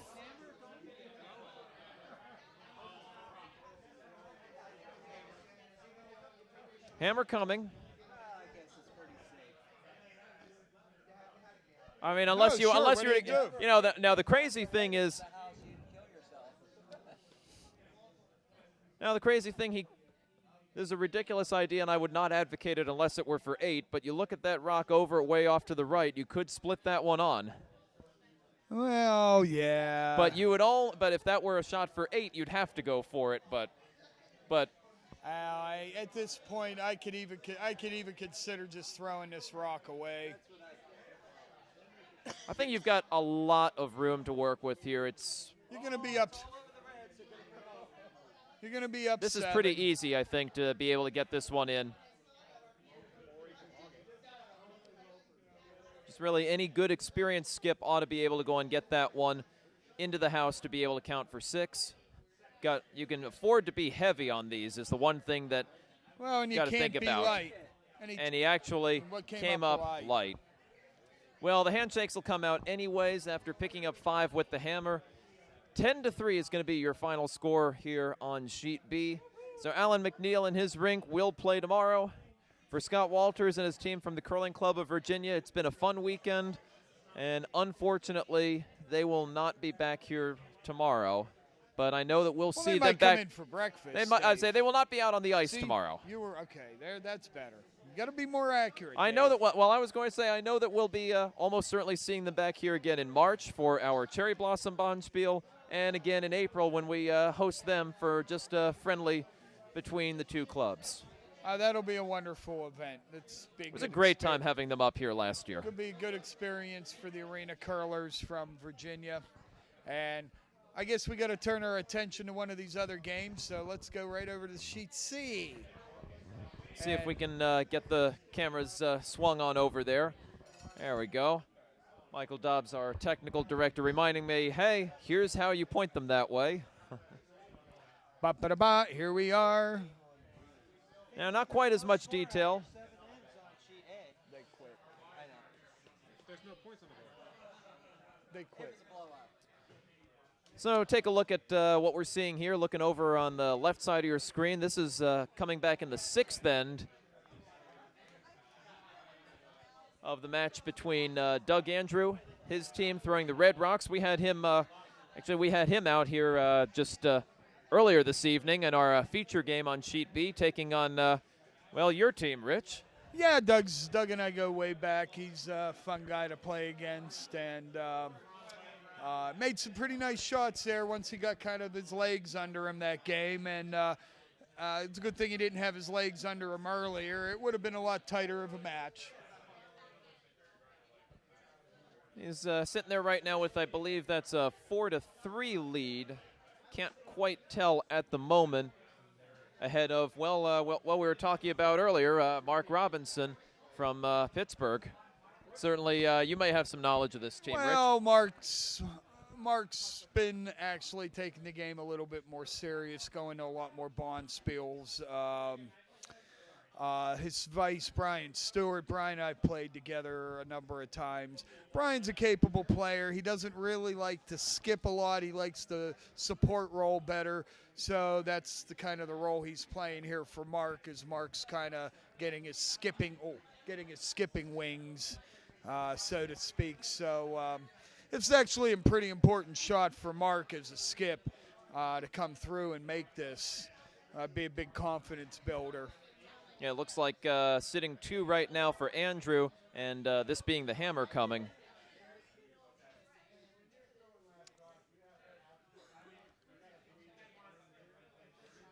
So you can see he's setting up in the hack over on the right side of the screen.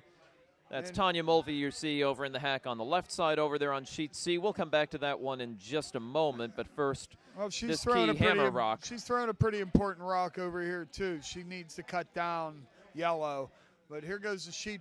Here goes the shot from Robinson. Sweeper's I don't on this like one this. all the This way is a little down. bit too This much one seems weight. like too much weight, yeah. Way too much. And he's just managing to run off the guard. And look at this. Look at that. the He lucky sneaks result one there. in. He Sullivaned Manages him. to rub off and knock one into the forefoot to take one with the hammer on a very fortunate roll. We call that the old Neil Sullivan shot, and guys from Plainfield in New Jersey will understand what I mean. It was the planned cue that hit off of the unseen rock and managed to bounce itself back into the house. Well, joining us here just for Jeremy Singer, just dropping by here to say hi after a nice victory in that game.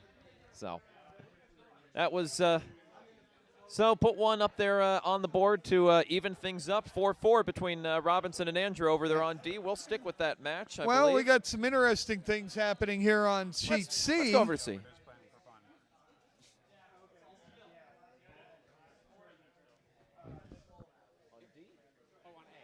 Well, we know A.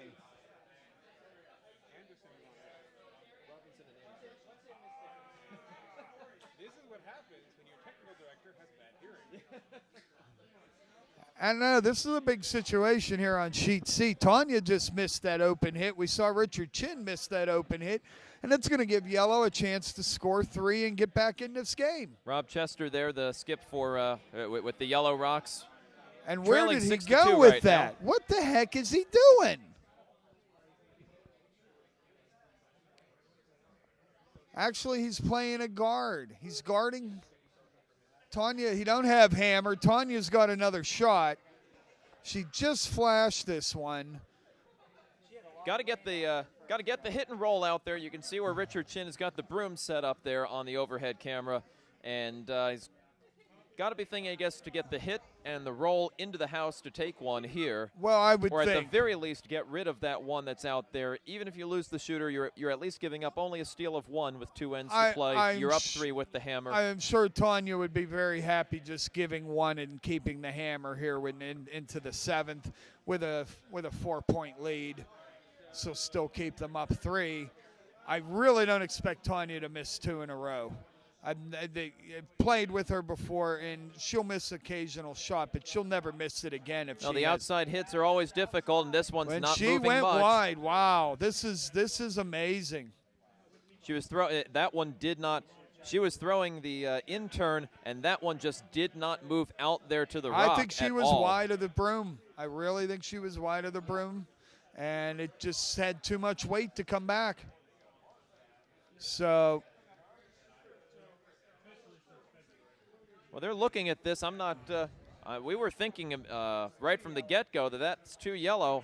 Richard keeps going back and forth between the second and the 2 rocks there. And it's 2. And now I believe that is 2. Steal of 2 for Rob Chester's Potomac Rink against. Well, I guess at this point she's skipping. We'll call it Tanya Mulvey's team. Yes, 6-4 the score. They've been moving their lineup around. I guess Connor skipped a game, and Richard Chin skipped a game, and now it's Tanya's turn. So we'll just see how they finish up. So C and D, the only action that we've got going. We'll keep trying to stick with it for you here with some bonus coverage of our final draw of the night here at the 2012 inaugural Bonspiel. Over on Sheet A, they're just throwing some rocks for fun after a game that ended, well, several ends ago. Yeah, a long time ago. But nice thing going on over there. The one team's very inexperienced, and the other team does have a lot of experience, and they're kind of working with them, showing them some things. You have to say, one of the nicest things I had seen was went up to Madison and played once, and a couple of college teams from Miami University out in Ohio really didn't get out to curling ice, arena ice, or dedicated curling ice, neither one. And, their games were over pretty quickly, but their opponents were happy to just keep throwing rocks just to give them more experience, more ice time to help them improve their skills. Really a wonderful thing that they were doing out there. I think, and you see that around the curling community a lot. I can recall my very first Bonspiel game at a Plainfield Curling Club many years ago, playing against a playdown team with a bunch of first-year curlers on my side, and it was about 13-0 after 4 ends, and we got some lessons the rest of the way from the guys, and appreciated that. And by the end of the weekend was over, we were only losing by 1, so it wasn't a bad, it was pretty good. So.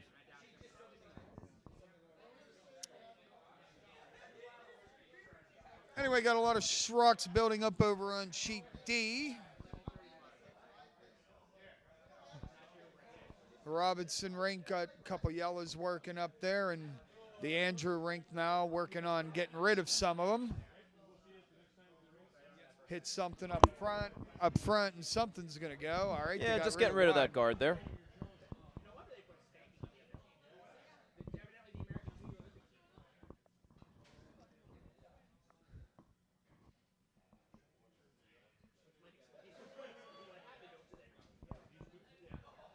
Give you a little bit of a look over the top of that house there for the moment. You can see the 2 yellow rocks sitting there up in the up high. Mark's calling for the guard. Daphne Roberts lead delivering, or second, I mean.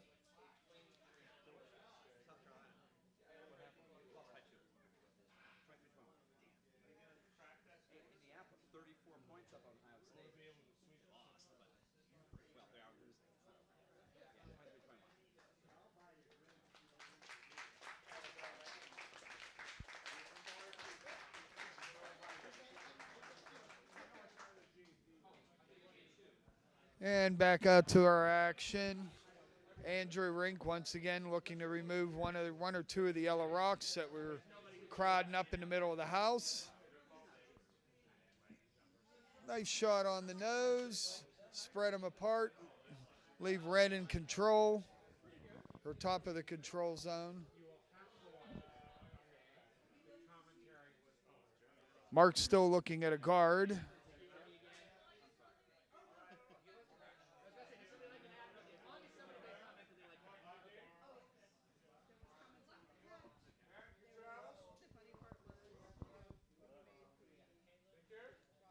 I hear discussion about our commentary. Well, you know, our games are still going to be kept online after these are over. You can check them out at curldc.org. The link to our place on live stream will still be there. It's new.livestream.com/Potomac Curling Club. And you should listen in because you'd learn a lot from us. Well, certainly from you. I don't know. I haven't been curling quite as long, Rich. Nah, you had a few good drop-ins there tonight. Those lessons really paid off, Dave. You don't need your paper bag anymore. You're not going to hyperventilate. Oh, good. Thank you.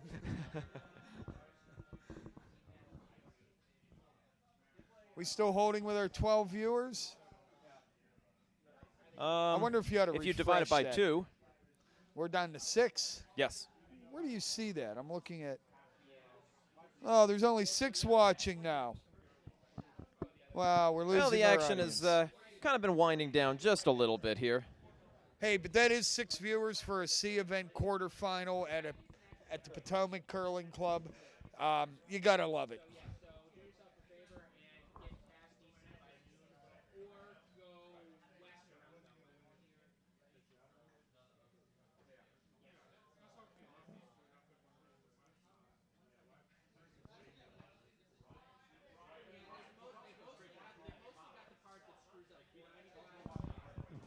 Oh, it's getting a little complicated over on sheet D.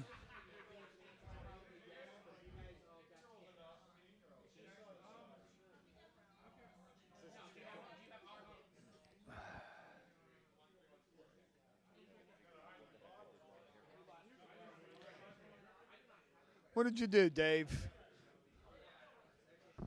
I can't find one of the cameras now. You lost a camera? How could you lose a camera? Michael!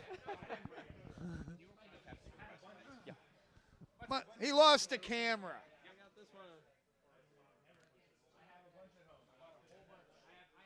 There we go. We got our camera back. See, Dave, you didn't really lose it. You just couldn't figure I'm out still how trying to to do learn it. the technology. That's why we have Michael Dobbs around. Why do you think going, I sit as far away from that stuff as possible? Notice I didn't say crap or shit. Oh, I now guess you I did. just did. Sorry.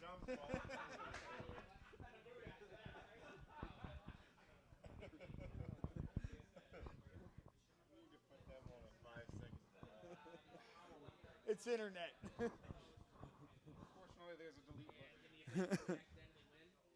I listen to my one lady on podcast. She does internet broadcast, and they swear on there all the time.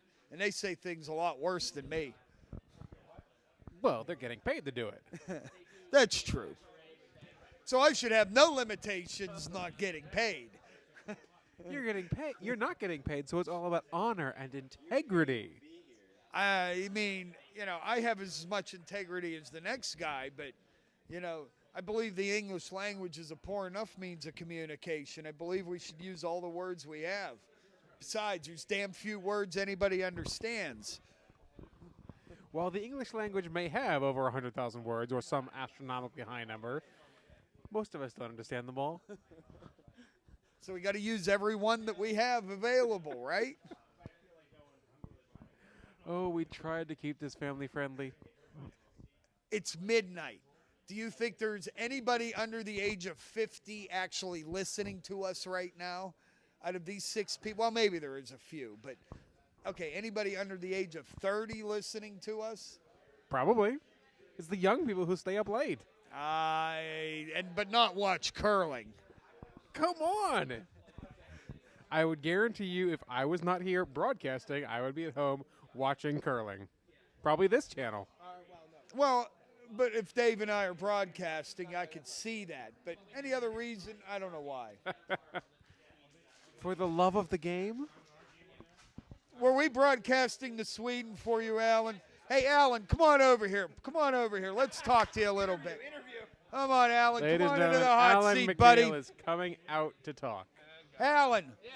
we got to know something. Yes, Dad. Yes, sir. And it's not about the game, it's about your hat. Where the hell did you get that hat? That would be my wife sitting over there at the table back there. She knits, and she made the fish hat. Well, you know what? You won the Best Dressed Award All on the right. sheet I for appreciate tonight. it. You won over Norwegian Pants out there. Hey, Norwegian So- pants have been done to death. That's had to go right. to the hat. No, the hat was very much in taste and color and, Absolutely. and, Oh, yeah, you know, very in tune with inaugural, curling. political, You red, know, white, and blue. Yeah. We wanted to know, why didn't you go for the split for 7 there in the end? Why didn't I go? Because to be honest, I didn't see it. Ah, I'm there. not that good. Okay, we saw the split for 7 over here, and we're thinking, well, he maybe we'll play that. Yeah, no, I was just a situation. I'll be honest. I was a situation. I was happy with 5, draw for 6. I'm okay with that. Nah, I think most people would be very happy. Honest, guys, but they played a good game. You know, we just got the breaks, and you know that's curling. Yeah, you seem to everything seemed to be clicking for you guys a little bit better tonight. You seem to have the draw weight down a little bit better than. Definitely feel like it definitely was an improvement over our first couple games. So hopefully we'll carry that into tomorrow. Well, there you go. I'll let you go back to your socializing and among other things that's going on over there. Please, it's Thank curling. you, We have a name Alan. for it. Alan, I guess, has been doing some of these broadcasts too, although he's not as colorful as we are. Nobody's as colorful as we are, darn it. When you get Rich and David in the same But he does have a broadcast. fish hat, and he did win the best dead fish hat, and he won the Best Dressed Award on the sheet tonight. Second goes to Norwegian Pants, and third goes to the Glenn Howard lookalikes. See what fun you have here at the Potomac Curling Club, only in Laurel, Maryland, at the National Capital Curling Center. Come join us for the rest of the weekend. We have live broadcasts going on all day tomorrow, right through our exciting finals, and we'll be here with you through to the end. Yeehaw! And for those of you that love acronyms, this is the inaugural Bonspiel, hosted by the PCC at the NCCC, part of the GNCC, a member of the USCA. A member of the WCF. Indeed.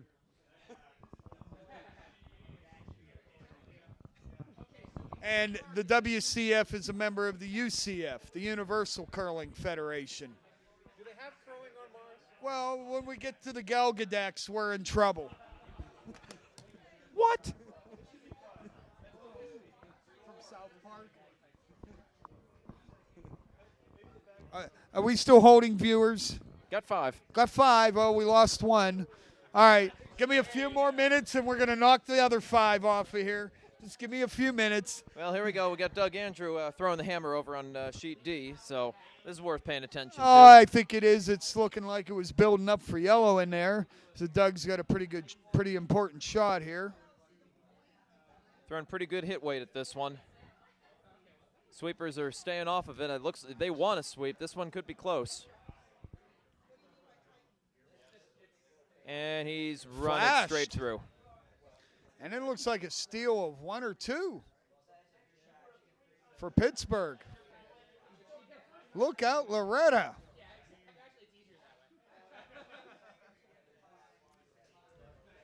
Got a look here at the action over on sheet C as well. Coming down to the final skips rocks.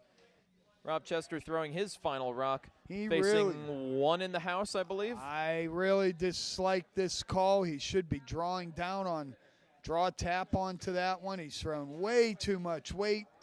And I will say this, with that play there, he just gave away the game.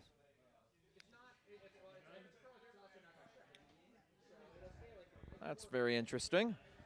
This should be a very easy draw for Tanya. They're going to pick up a point here, and it could be game, set, and match. Better make it.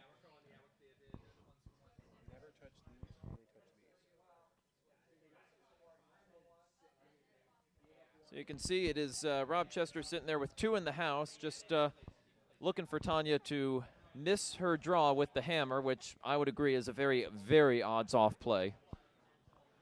Let's just say I wouldn't feel comfortable being yellow right now with Tanya Mulvey staring down at me from the other end in the hack with 1 stone left and basically a wide open house. So Tanya coming with her final rock here. The hammer in the 7th end, up by 2. Just such a nice balanced delivery there. Perfect delivery. Form. Uh-oh, and they Sweepers don't are like it. They don't getting like off it. of this they one. do not like it. This could be trouble. She needs a wick, maybe. You're going to watch. This is going through. Going to get a piece of the yellow there. Just enough to, might be a steal of 1. They are going to have to look at this What one. are we looking at the screen there, Michael? Looks like red, they're saying. We got to measure on sheet C. You're taking a look. You can see the same thing on your screen that we're seeing here. We're going to turn the and over on hardwired sheet monitor. D, it was a steal of 2 for Pittsburgh. See, How I don't know. about I don't that? agree. I think this one is yellow. I think Rob Chester has picked up another steal of 1 on this.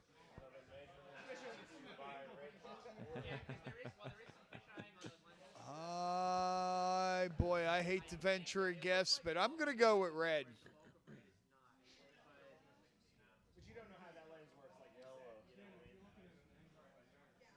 So I'm going to go with, I think that that wasn't quite enough, definitely, but yeah, definitely they did not like the weight. We need a zoom close-up on this. Michael, can we zoom in on that?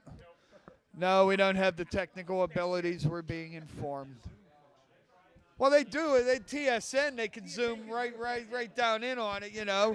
And we're better than they are. Darn it. Says the man who says, "Yeah, see, I only said this and not crap or whatever that other word was."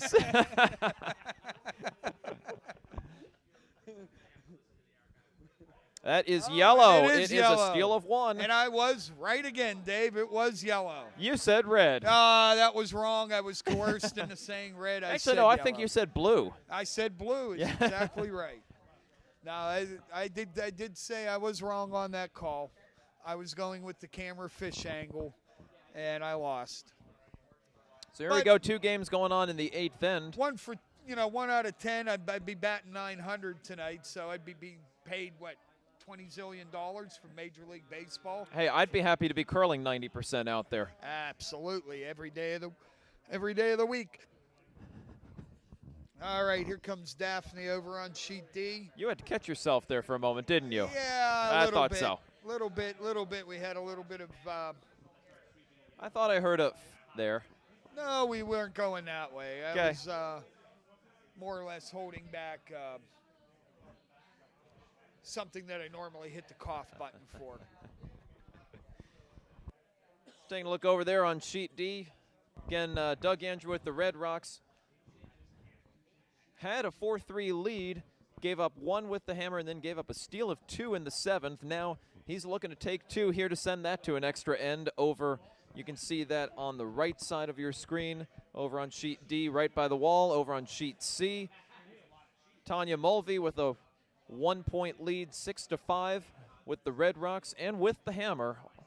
I really like this call. Come into the button with her first rock. You got a 1-point lead. You got the hammer. Established position on the button behind the guard.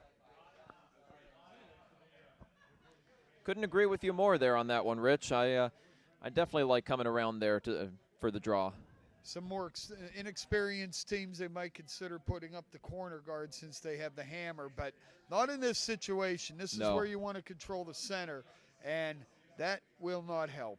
Well, Rich, let's talk about that for a moment. You say a lot of inexperienced teams, they'll put up corner guards. They know what they're there for, but they don't really use them effectively. How do you really use a corner guard effectively? Well, you got to be able to you got to be willing to draw behind it, and you got to be willing to ignore rocks in the house that might be out counting. You got to get that rock position, and then you also, for the ability to ignore those stones in the house, have to have the confidence that later on in your lineup you have the personnel that can remove those rocks.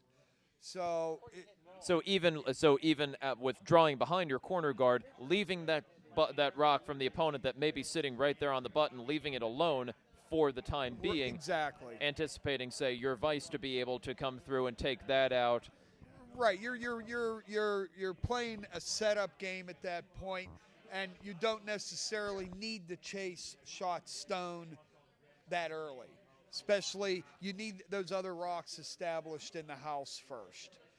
And especially if you're trying to score multiple 2 or 3, especially if you need more than 2. If you need that third point, you got to get that rock in behind the corner guard because you need a miss eventually out of the other team. So, Now, what about you've got a center guard, you keep drawing behind your 1 corner or even 2 corner guards that you've got in play. They put up a guard to protect that one in the middle. Now you've got to think about getting rid of that center guard at least. Eventually you got to start looking at ripping those guards. And, you kind of hope that they leave them in a position to where you could get 2 of them with 1 shot, even if you're swapping your own stone out there sometimes. It's easier said than done, but the only way you're going to score 3, though, off that and utilizing your corner guard is in such a manner. And like I said, the teams that know how to do that and are successful, they can ignore those couple rocks in the house and come back to them later, or they know how to use them and move them around to their advantage. So you don't have to be a straight takeout. Later it might just be a back 4-line weight tap back onto that rock, moves it enough just so that you're out counting it 3-1. Right. So there's a lot of options, but newer curlers, they understand corner guards when you have the hammer, center guards when you don't.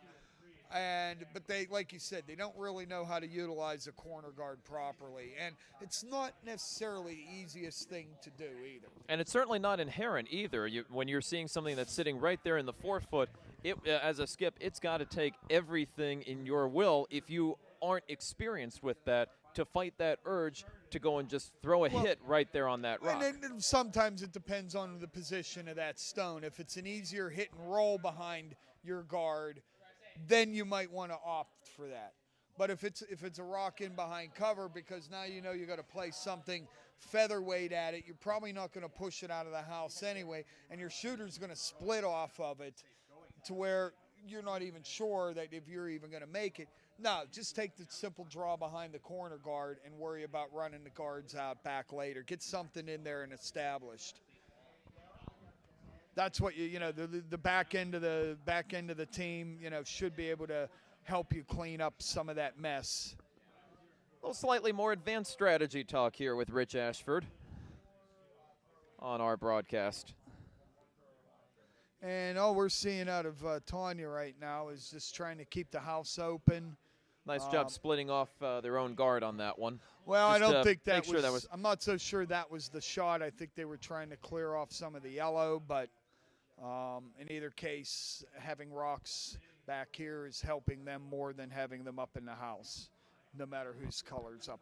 Kevin Ritter throwing second rocks here for Rob Chester's team, looking to just put this one, well, he's got a couple of guards. He's got one right there on the center and one to the right side. As it's getting a little interesting over there, on looking to just draw behind. I think he's come a little heavy on this one. Not too bad, though. The kind of weight issues that we've seen some of these teams have, that could be interesting. That's one that certainly Tanya and company are going to have to deal with. And here you go, Tanya being the experienced skip's just going to go out. A lot of inexperienced teams might try to make a play around those guards onto that shot rock. But if you miss, then they're going to put up a third guard and you'll never get at it. So now's the time to take that stone and clear 1 or 2 of these guards here. Especially since she's got the hammer. That really is very definitely the surefire call. She might even get to run back. She got 2 of them out of there. And honestly, can't be too concerned about rolling that guard into the house that much. That's going to become an irrelevant rock. The scoring's going to be done in the forefoot on this end. Over on sheet D, though, things are looking up for Pittsburgh. They're sitting 2 solid here, and they're already up 2. And they don't have the hammer. And Doug Andrew here got to get his gear. Got to get stuff in gear over there, or he's going to find himself on the short end. Well, he's finding himself in trouble with those guards sitting out in front of the yellow rocks as well. He's got to be, like we were just talking about, with the hammer, especially when you're down 2, he's really got to go and clear the middle open, have any chance to pick up a deuce and take it to an extra end. Now, my guess is we'll see another peel here. And that's exactly what we're going to see, or maybe she's going to try the run back. I think well, it's probably going to be an She either may be looking or. to try to find a way to get rid of both of them. Well, yeah, I just think really it's- get rid of the yellow. The run back would be. Well, yeah, the run I back, think she's really thinking the run back is I think the run second back, option. though, the problem is that it leaves your shooter out in front. The straight peel, everything goes. So I think she was just checking it out as a secondary option. And this shot's in trouble because Connor was down there pointing the broom in as a sweeper. And I'm sure Tanya... And that's tight, and they're on it right away. This is not I think good. that's going to end up rubbing off of the red Not guard. necessarily. That It's actually, actually worked out worked, pretty well. worked out.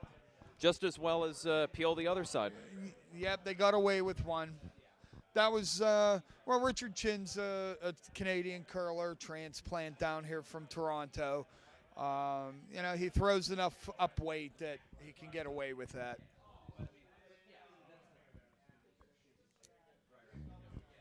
Things still aren't rosy, though, over there. A good, well-placed guard is still going to make Tanya's last shot. I think that's what she's doing. She's just leaving that rock back there in the back 4 foot. Jimmy Fallon, I think, has come up a little heavy on this rock, and also is not going to be providing much cover on the shot rock here. No, Now we got a real opportunity to. Well, it's a big decision. Do you go in now? So you got a couple ideas here. You can go and either freeze down to it or play one of those finesse hits, you know, maybe about a back line or hack weight, just to go and take that one out. Okay, we've been told to go over to sheet D. This is a big shot here. Doug Andrews' first skip stones. Down 2. He needs to double promote. You can see that yellow rock on the center line that he's going for. And he's thrown it wide. He's cleared the yellow and knocks out his own red. Not looking good over there for Doug. Pittsburgh's still sitting 2. Another good guard up, and it could be it could be game, set, and match over there. But let's go back to sheet C. He's still got one more shot. So. That's what I said. He's still got one more, but it's going to be another guard for Pittsburgh. This one looks like it's a bit up weight and maybe just a bit wide. And that's going to be through the house. So, well, another line error there by Richard Chin. He threw the first one narrow and got away with it. He threw this one wide and I think a little heavy too. I think a little bit. What did we say earlier? Never be wide and heavy. Nope, not on that side of the sheet anyway. So now Rob Chester sitting with 3 in the house. He's got to be feeling awfully fortunate here. He just needs 1 to take it to an extra end. And you got to be thinking guard all the way. Oh, absolutely. You can't think of nothing else here. I mean, if you put it in the top 12, it's too close because the run back possibility is very real at that point. So if the deepest that you could take it is even with that other rock sitting on the center line. Well, this one might be headed for the house. Well, they're laying off of it. They want this to stop as slowing soon down. as they can. It's coming down. He might be able to get just a little bit of a rub off of that guard as it's coming over there. It's going to be a pretty good guard. Not that's perfect, That's going to do the job, though. Now he's got that one protected. And it's overlapped. So now Tanya's looking to she's looking to draw this one in there. She could look at splitting both them yellows out and getting rid of them on her first shot. But I think she wants to take a shot at this right now so she can get the feel of the ice and the weight. Well, this may be the only shot that she's got at it. If she misses this one, Rob can just go and guard that side up, and she can at least play the hit and roll off the one on the outside. If nothing else, even if she just hits and sticks around or rolls just a little inside, takes it to an extra end. We can't see where that other guard and how much of that yellow rock is hidden, but there is a red rock way out by the hog line that might prevent that in-off, Dave. I can't tell what the angle is from here. We're a little bit off to the side of sheet C, so seeing that far side becomes a little bit difficult. Anyway, here comes Tanya's delivery. Technically sound. Line is pretty close, maybe a little bit tight. Not much, though. Sweepers are really getting on this one now. And I think they're going to crash. They might. I don't know. I think they've actually got this one No, around they the guard. maybe have it around. This They're is gonna going to get be this one one heck over of a to shot their- if she's there. She's got to get there. You got to get there. You got to get there. She's got a piece of the button, and She's that got is a sitting piece of shot the rock. button. Most definitively, Tanya Mulvey with the shot of the game right now. You can see definitely sitting shot rock. Absolutely. And that is going to be very difficult for Rob Chester to try to get out here. He's got to just. Absolutely. I don't know that. I don't know that you can get it out without playing the in-off. I think his shot's playing that in-off off of the outside if you can. Now, like you said, we can't see that red guard. Can you take a run over there? He can probably see a tiny little bit of the red as we're looking at it here on the screen. You can see it over on the outside.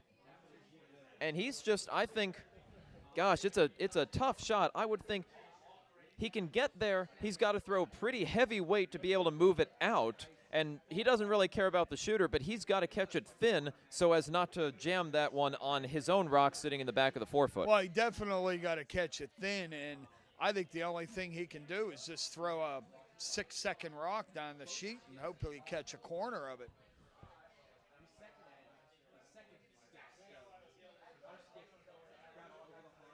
Not sure that he necessarily needs to go with that kind of weight, but a normal hit weight, no, he can get a little bit of movement on that. If he throws a super peel weight, well, for one thing, I don't think Rob has that in his arsenal. Well, probably not, but I think any of the top players you would see playing that with some pretty big up weight just to sure. take it out of there. But I'd still be interested to know if that high guard is actually blocking the in-off, and if not, they should really be looking at it because it's almost a basic in-off.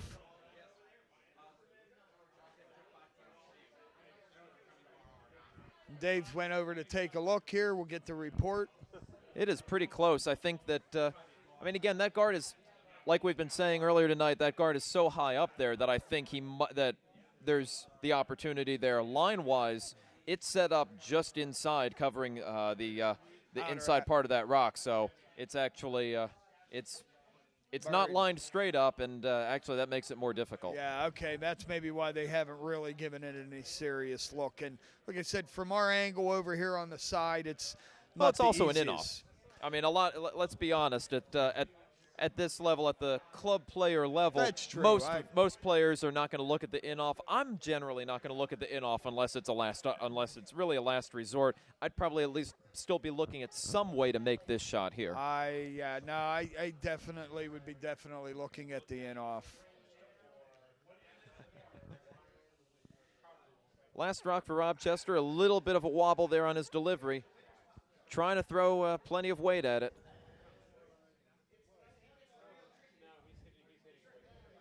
He may have a pretty good. Is he going to catch he may this have thin a enough? peach here. Is he going to catch it thin enough? No, he rubs on the guard, Oh. and that's going to do it.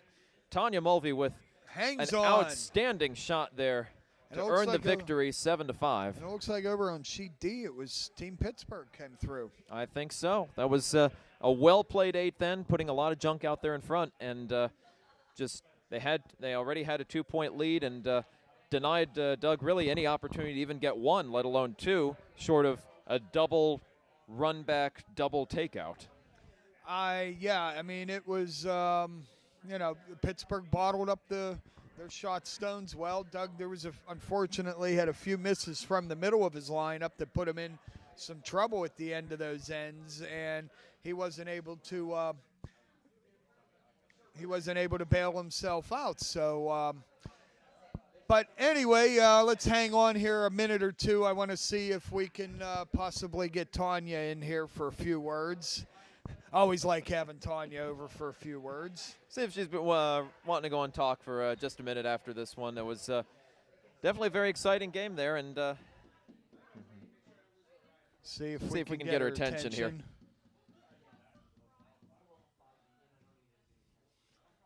There she comes. Okay. The pride of Wisconsin. Hi, it was so nice playing. Now go away, Brian. We're done with you. No peanut gallery. Come on over, Tanya. Well, how you feeling? You had to have been pretty pumped up on that last shot, eh? Yeah, I'm very relieved I didn't have to throw my last rock.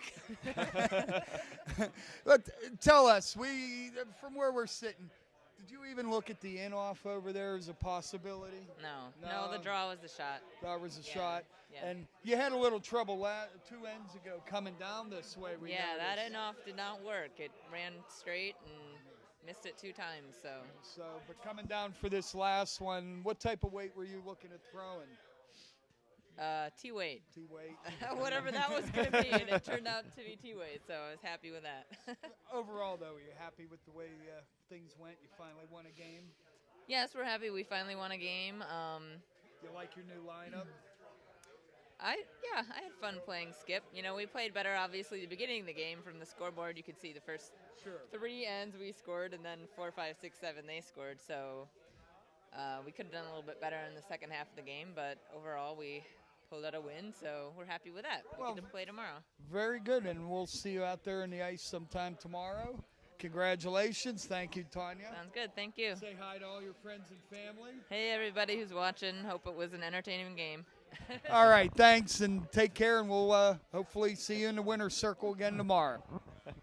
And I think that's going to about do it from I think that'll wrap it up. our Yeah. evening coverage here from the National Capital Curling Center here in beautiful Laurel, Maryland. The Potomac Curling Club's inaugural Bonspiel, our live continuing coverage all day and all through tomorrow of the event, right straight through the finals. I'm Rich Ashford for Dave Bykowski and our engineer Michael Dobbs saying have a good night and see you tomorrow.